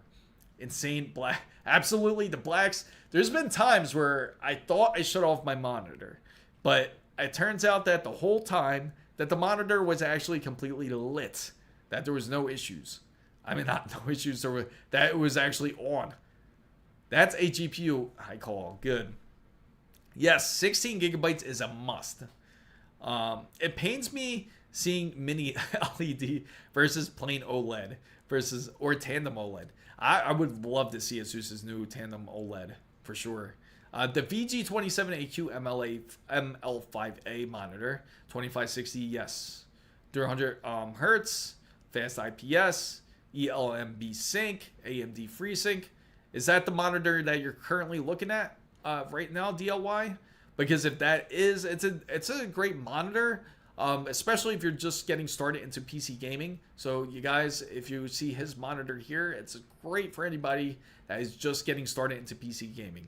It's actually a great budget monitor for anyone who is looking to just get started. It's really cheap, actually. You can actually even purchase it. It should be, correct me if I'm wrong, DLY should be like around that 250 range about. You can actually purchase it for that low. And it actually has a lot of the advanced technology that they have in this monitor that you can take advantage of, especially if you are, say, a first-person game shooter. If you're into those type of games, this is a great monitor for that. OLED True Blacks, way better contrast. Yes, and that's the biggest difference, is the response rate is amazing.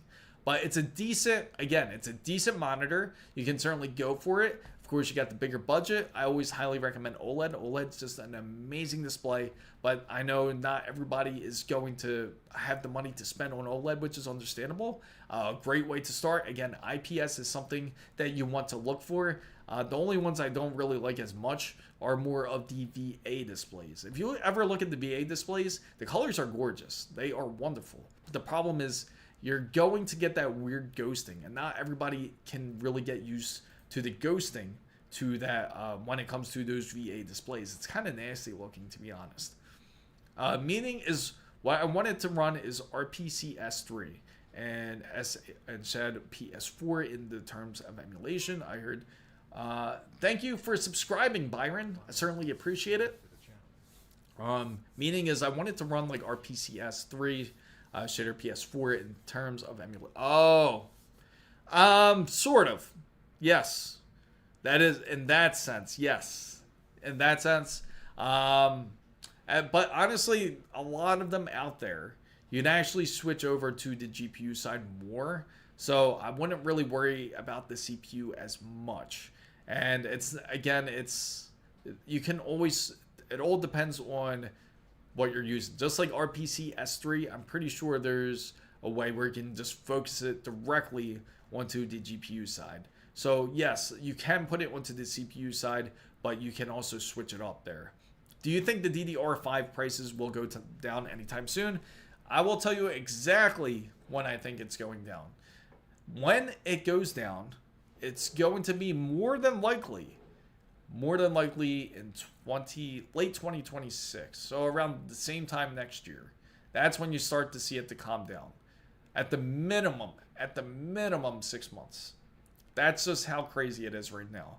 In fact, it affected even cyber-powered PCs. They're increasing their prices. Apple's increased their prices. Quite a few manufacturers out there has increased their prices due to this craze of DDR5. So unfortunately, the reality of things are, if you need to get DDR5, I would get it sooner than later, because as soon as it sells out within this year, you're not going to see it until 2026. And when you see it in 2026, it's just going to be just god-awful expensive. Just terrible.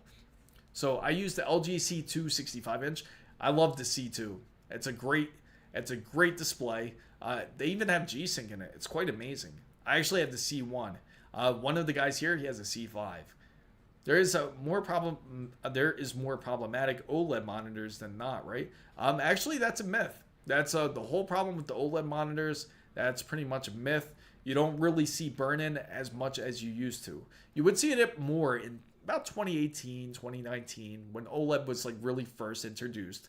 LG was like one of the first manufacturers that came out with their displays, and when they first released it, then they would actually have issues. It was their first gaming monitor, and unfortunately, it had issues. Again, it didn't dissipate the heat as expected, so of course, it built up the heat within the display and caused the burn-in. But luckily, we're in about 5-6 years later. The technology has improved to the point where they're able to figure out to install heat sinks into monitors. They're able to figure things like pixel remapping and different technologies in there, such as they even have what's the word for it? Adaptive displays, to where they know if you're sitting in front of your PC, if you're sitting in front of the monitor, it will dim down if it knows that you walk away from it, to help save any type of possible burn-in. So what are we looking for in a PC? I assume GPU and CPU. As my friend told me, the RAM. So I guess 32 gigabytes is fine, right? Yeah, sorry, I just started and no, almost nothing. No, that's okay. So it all depends what you want to get into. I see with your username, you have Shiva Dashin Gaming. So I'm assuming you're into gaming. So the first thing you want to look for is the GPU. That is the most important aspect when it comes to building a PC, especially for gaming. Then that's when you focus on the other aspects, such as the CPU, because once you have your GPU, you have a certain idea and you have your expectations for your build. So if you're going to go AMD, you go with the AM5 platform. You go with Intel, you're going to go with Intel's, depending on which one you want to get, whether you want to get Raptor Lake or you want to get Nova Lake, depending on which one you want to get. Either way, but you want to know the GPU most importantly. The CPU is always secondary. And the reason being is because you don't want the CPU to bottleneck. You rather have all the bottleneck go to your GPU. That's the most usual case when it comes to gaming. Now, what would build to run iRacing on Quest 3? For something like that, you honestly don't need as much. But I would say highly suggest anybody for a value to dollar. I would say go RX 9070 XT. Definitely the king of the GPU of this year. The RX 9070 XT is an absolute monster, and for value, again, you get 16 gigabytes of G6, and it does every type of game with no issue, especially for anybody out there who are Black Ops players.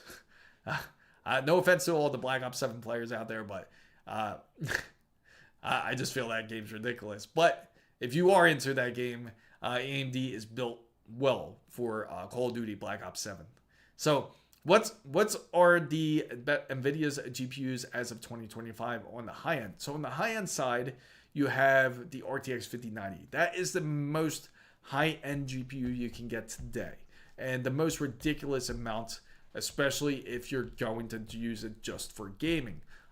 If you are going to game on it, I hope you have a display that can run 4K 240 Hertz, because that's when it would come in handy. Now, for the secondary side, it would obviously be the RTX 5080 at 16 gigabytes. That would be the secondary most highest. And then from there, you go 5070 Ti on the NVIDIA side. But I am hoping, I know everybody here is hoping, and if you are AMD fans, I hope you are thinking the same thing what I'm thinking, which is during the AMD press conference, let's hope that Lisa Su has a high-end AMD GPU in the way. If it happens at CES 2026, you'll certainly be one of the first to see it, especially if you subscribe and follow the channel, because we're going to be there live January 5th at 6:30 Western time, which is going to be the West Coast time. So on Amazon, a lot of RAM dispatch time says 7. Oh, really? Really? That makes me curious. You make me want to look. What's up, Snecker? It's good to see you. I haven't seen you in a little while. Reverse fans are for the bottom intake. So the reverse fans, it can be either for the bottom, or it could be for like if you have like the on the side. If you have the vertical fans on the side, it would be great for that too. Or even the back of the case, because then it gives you more aesthetic when the inside, if you're looking through the window. But be careful with some of the 9070 XT though. Yes. If personally for me, I'd say like one of my personal favorite 9070 XTs is the Sapphire Nitro Plus. It's an awesome card. Somebody was recommended Ace Rock, but some people don't. It's a bit of a mixed bag from what I hear from most people. I hear it's one of the most silent cards though when it comes to the 9070 XT. Is the game PC simulator? Yeah, honestly, it would be great. I should put that onto the streamathon just to see what it's like. I haven't played it myself, but I would assume it would be pretty close to the real thing. What does everybody think? Has anybody actually used the PC building simulator out of curiosity? I think that they're on the second version now, if I'm not mistaken. My worst nightmare, build core limited models. My first car was $600. Yet, it's pretty insane. That's like as much as how much some RAM kits are more than that right now, which is insane. The 9080 XT could shift the GPU. I am hoping for this. I am hoping that there is some real competition when it comes to the whole GPU side. We certainly do need it. It's pretty bad as it is now, because now NVIDIA can price out whatever they would like, because they're practically the king. They can say the next RTX 6090, where it requires some nuclear power to be able to run it, expect it to be at at a price of $5,000 MSRP. And of course, if it's at $5,000 MSRP, you can certainly expect the pricing from places like Gigabyte, ASUS, MSI, bring it up to $6,000. And there's no real rule to it, because they could price it nearly as much as they would like it. And it's like people don't have a choice but to purchase it at that point, because there's no competition. And that's why we need AMD to come out with something like a 9080 XT or a 9090 XT or whatever they call the card, or they call it AI something. So, what are the cons and pros of liquid cooling? Excellent question, Dots, because the pros and cons is it's the pro side. It is the most silent you would ever hear a PC. In fact, if you turn on your PC, you would have no idea that it is on. Also, when it comes to the water cooling side, everything is a bit more smaller in fitment. Your GPU, your CPU, everything will be encased in practically like in a water shroud. So that would actually keep it nice and cool. It won't be as thick. It'll take up a lot less space. You can even cool your RAM, which is pretty dope. Now, the negative side, it takes a lot of time to do a custom water loop. It takes time to bend the tubes, depending on the type of piping that you end up choosing. Some people choose regular, like flexible, almost like flexible silicon, where it's a bit easier to maneuver, which makes it a lot quicker to do the build. If you choose the more of a poly build, to where you actually got to heat up the pipes and actually bend it and make sure that you don't actually cause any fractures in those bends, that would take a bit of time. And then better yet, they even have glass tubing, which it looks even nicer because it's clear. And because of how clear it is, and how you got to be really careful of the type of material that you end up using with glass. You don't want that to end up breaking or shattering, because of course that's also a negative. Also, it's a bit more maintenance. It's a bit more high maintenance, because you have to honestly clean out that system. You got to clean out the pump at least every 6 months. That's what I would recommend. Some people do it for every year, but for me, honestly, I would say every 6 months, because you don't really realize how much dust and dirt really go through your system. So it's very easy for it to get contaminated. And also the other negative is leakage. And one more negative I can say is, don't expect the money that you put into water looping, don't expect to get it back. You're not going to get that money back. In fact, it's harder to sell. That's the other negative, if you end up trying to decide to sell that type of PC. I know that was a bit lengthy, but hopefully that answered your question, Dots. Okay, so I understand that the GPU I have in the pre-built is good, but what about the CPU? the one I got is a AMD. Honestly, it doesn't matter as much because the 7900 is decent. What matters more is your GPU because you're gaming. The CPU is not really going to kick on as much. You might get maybe 20% out of it. Unreal Engine 6 will, not 6, Unreal Engine 5 will end up using a good 80%. I'm kidding. No, they're not going to use 80%. Unreal Engine 5 is ridiculous, though, when it comes to system resources. From Unreal Engine 5, you can expect maybe about 30% usage out of your CPU, like 25-30% usage. And then your GPU will take the brunt of the rest of it, like maybe a good 75 to 80%. I'm doing great, Snecker. It's the time difference, man. It's late already. Yeah, I apologize for all my European buddies out there. I'm glad you guys came in. Just to let you guys know, we will be doing a streamathon this upcoming Saturday to celebrate that we finally hit 10,000 subscribers. It's amazing. Thank you guys for being a big part of the journey. Really couldn't do it without you guys. Hopefully I see you guys there. It's going to start at 7 a.m. Eastern. So power color or sapphire? Sapphire. I go sapphire. Thermal Grizzly Man showed the sound result. Yeah, Thermal Grizzly is also a great choice. They do have, when it comes to thermal paste, Cryonaut's really good. Doesn't really have two 8-pin power connectors. For the 9070, it depends on the one that you get. Now, I can say the Sapphire uses the 12-volt high-power port. They do use it. Unfortunately, that's still an issue. That's an ongoing issue that is constantly going on. And I don't know if you guys saw it, but it actually happened to somebody with the RTX 4090. It was their Gigabyte. Oh, thanks for following, Deagle God. I certainly do appreciate it. Thank you for following. And I do have to say, what's up? I just saw your message.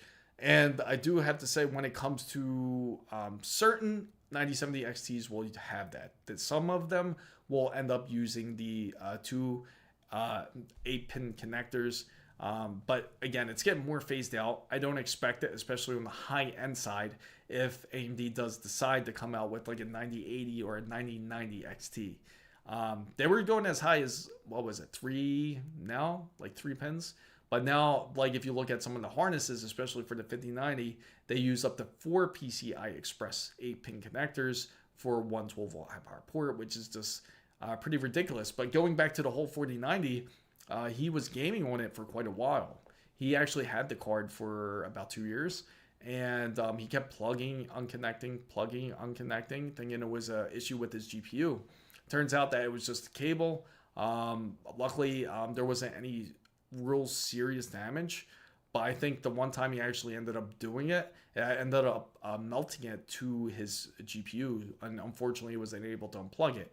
And guys, when you hear these stories, don't get too paranoid about your PC, especially if you have something, a 12-volt high power setup.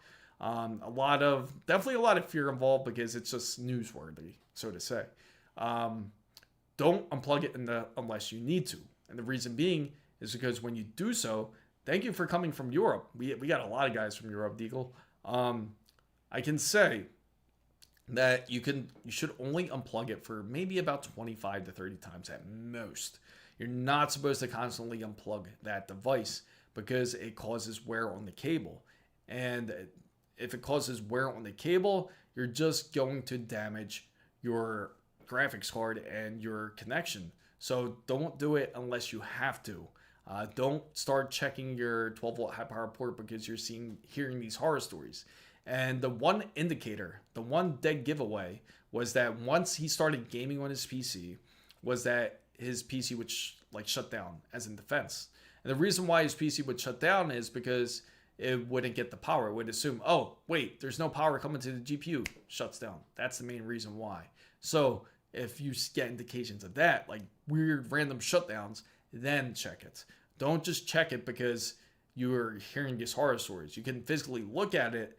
You can make sure that it's completely in the connection, especially if you have one of those MSI power supplies, because it's yellow, you'll see it sticking out. Just make sure that you don't see any yellow, you don't see any blue. There's all different colors now for the 12 volt high power ports now. But if you have a standard black one, just make sure it looks flush. Make sure it's sitting up against the GPU. So what do you do when your fan stops?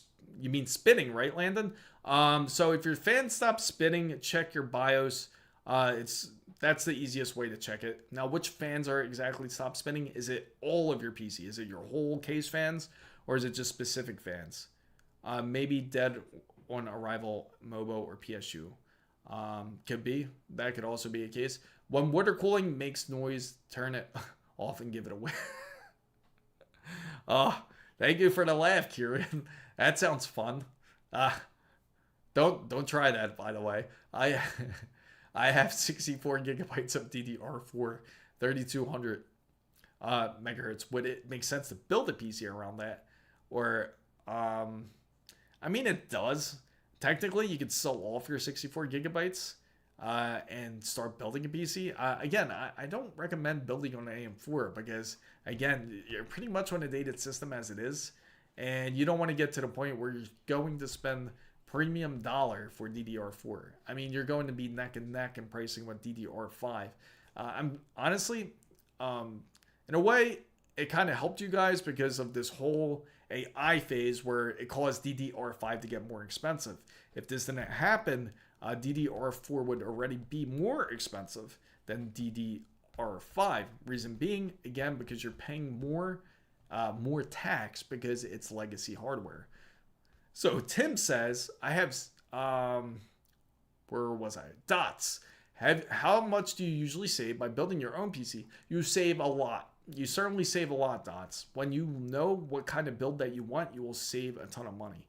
Especially because you can actually figure the price that you want, and you'll have an idea of what kind of build that you would like to go ahead and deal with. So flash drives to update BIOS. Now, if you go flash drive, make sure it's set an F8 and FAT32 at least when you do a flash put your BIOS in there to flash it. Otherwise, don't put it into NTFS because it's not going to recognize it. Or even if it does, you're just playing a very risky game at that point. But if you do flash your BIOS, FAT32, make sure it's in that type of drive format. And also, I recommend SanDisk, because SanDisk makes excellent USB.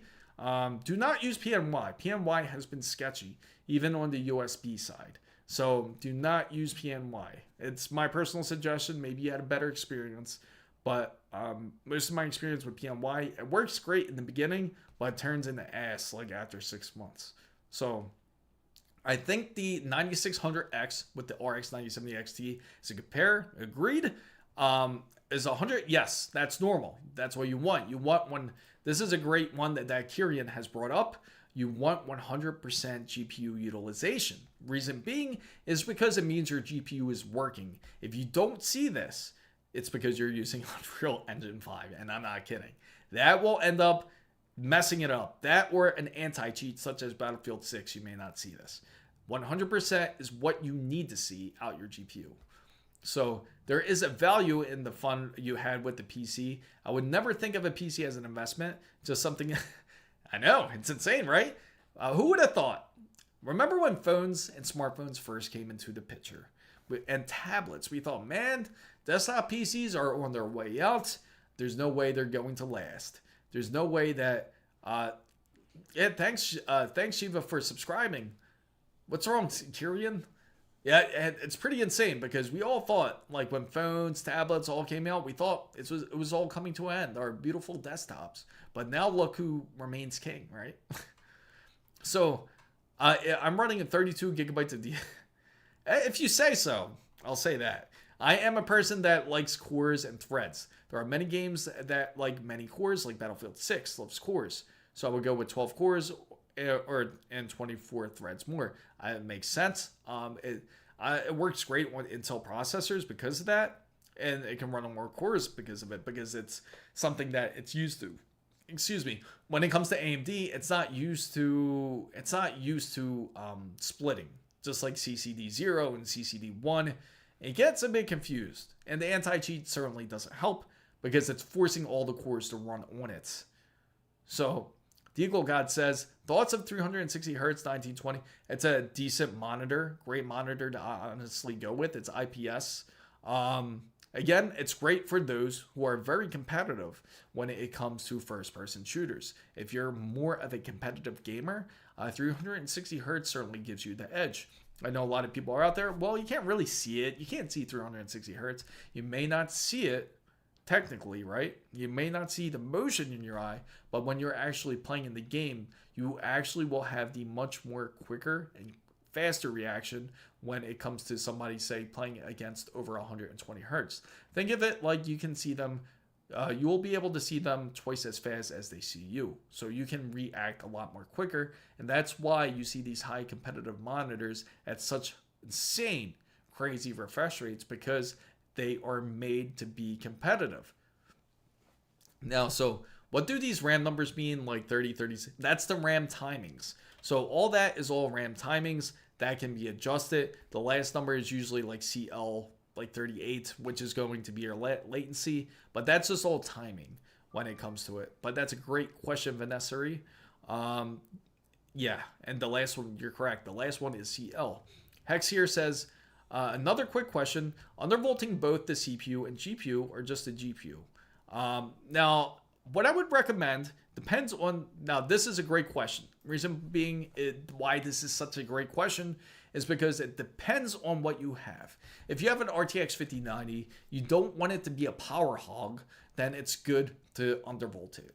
Then there is a very good reason why to do it, because then you can expect the same type of performance, but then it requires a whole lot less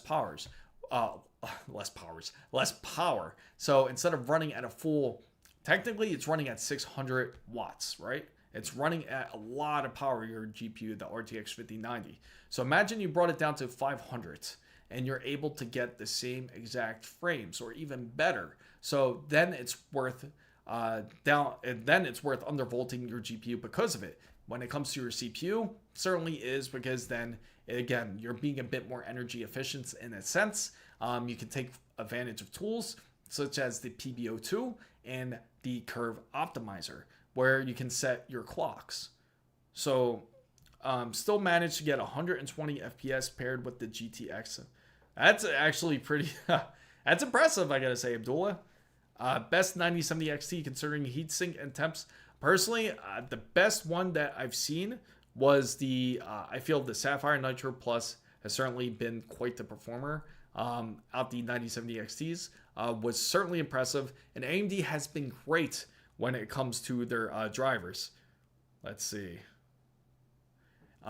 So I picked up a 9070 XT yesterday, and I'm about to go pick up a CPU motherboard combo. Will I run into any bottlenecking issues if I get... No, absolutely not. If you end up choosing to go ahead with a 9070 XT, you can end up picking up the CPU mobile combo. I'm assuming from Micro Center. Micro Center has some great deals on that.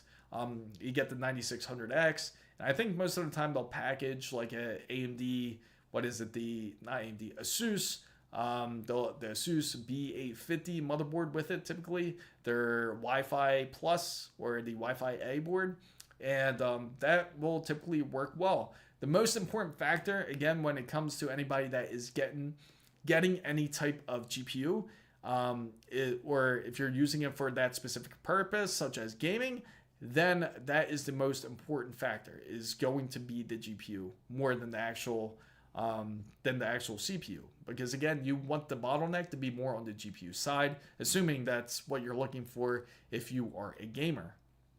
So for size, I have to go Power Color or Sapphire, so design and color.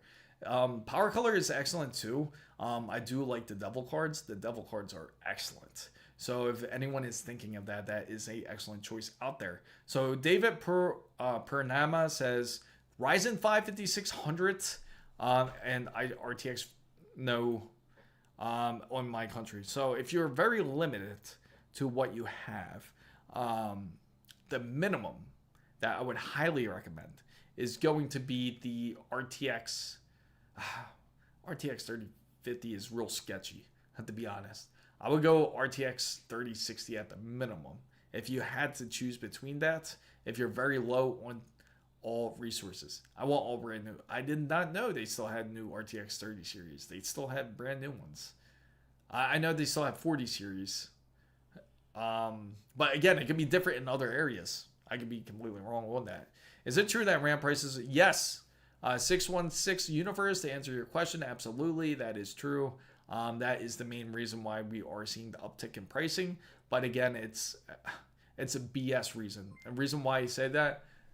Thank you for subscribing, Dots for Live. Subscribe to the channel. The reason why I say that, 616, the reason why it's BS is because how long do you think that RAM was sitting on the shelf?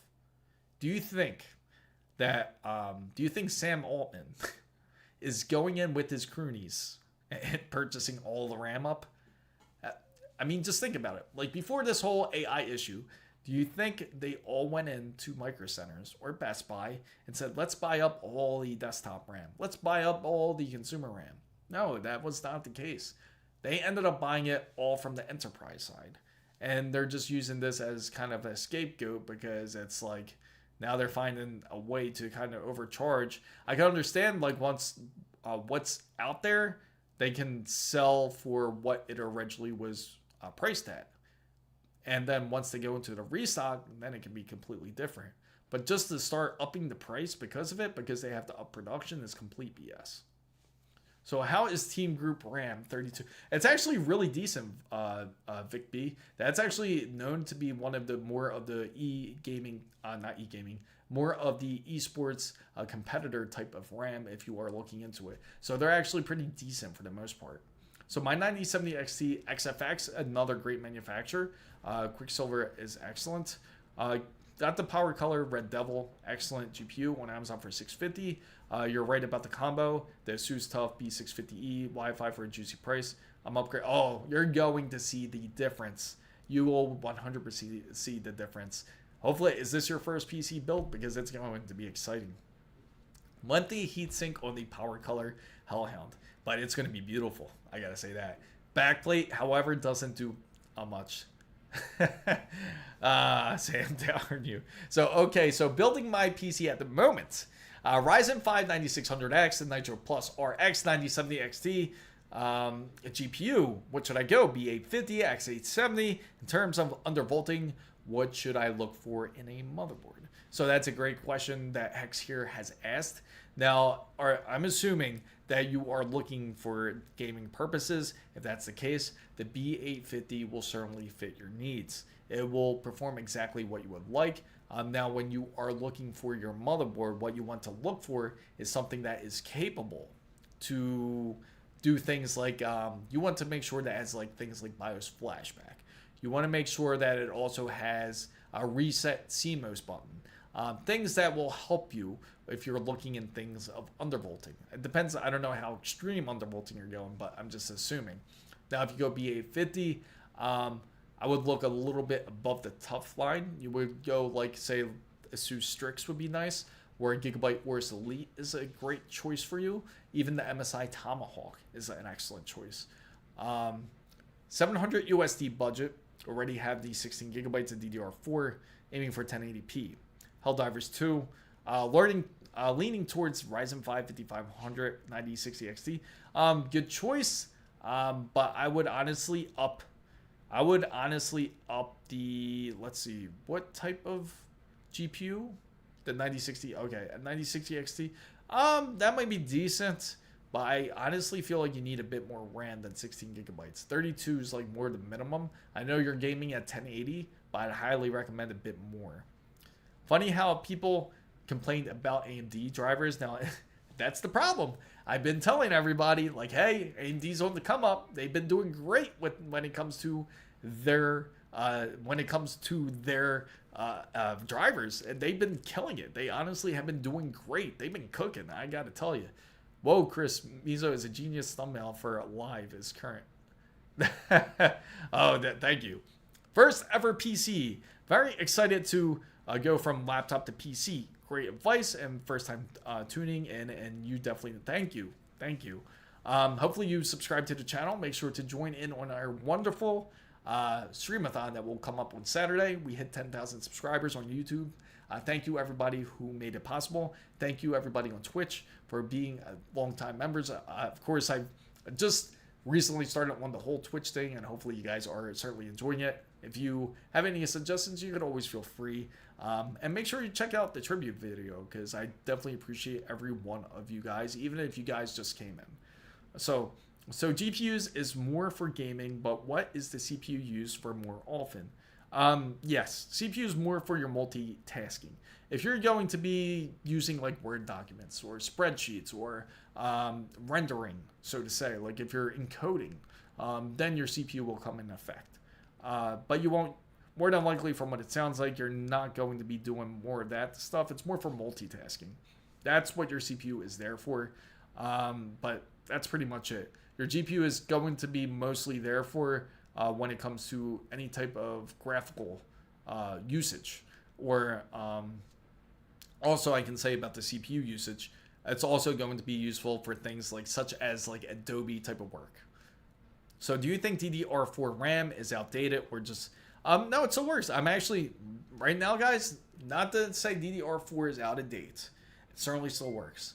In fact, thank you, V, for subscribing. I can certainly say, everybody out there, just to let you know, the PC that I am streaming on is on DDR4.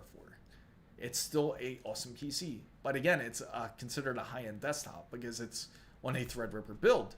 But it doesn't change the fact that DDR4 is not, it isn't, it's still relevant. It still works fine. It's more or so when it comes to what you have to worry more is about the compatibility when it comes to your motherboard, when it comes to newer technology, such as newer graphics cards, if it has compatibility for it, or if it's compatibility for newer SSDs, that's when you worry a bit more. The DDR side, not as much, not when it comes to the memory side. Because DDR4, you still can use quite a bit of memory if you choose to. So is my PC good for sim racing, 9600X? Yeah, I mean, it's good to start off with. I don't see why not, especially if you're gaming in HD. Loading shaders as CPU is also important, as I noticed. That is true. At times it will do that. So everybody, I want to wish everybody out there a very happy Thanksgiving. Thank you guys all for coming into this wonderful stream. I definitely look forward to seeing you guys on Saturday because, again, it's going to be a streamathon at 7 a.m. Eastern. Hopefully I see you guys there. It's going to start from 7 a.m. Eastern. Yes, it's pretty damn early in the morning.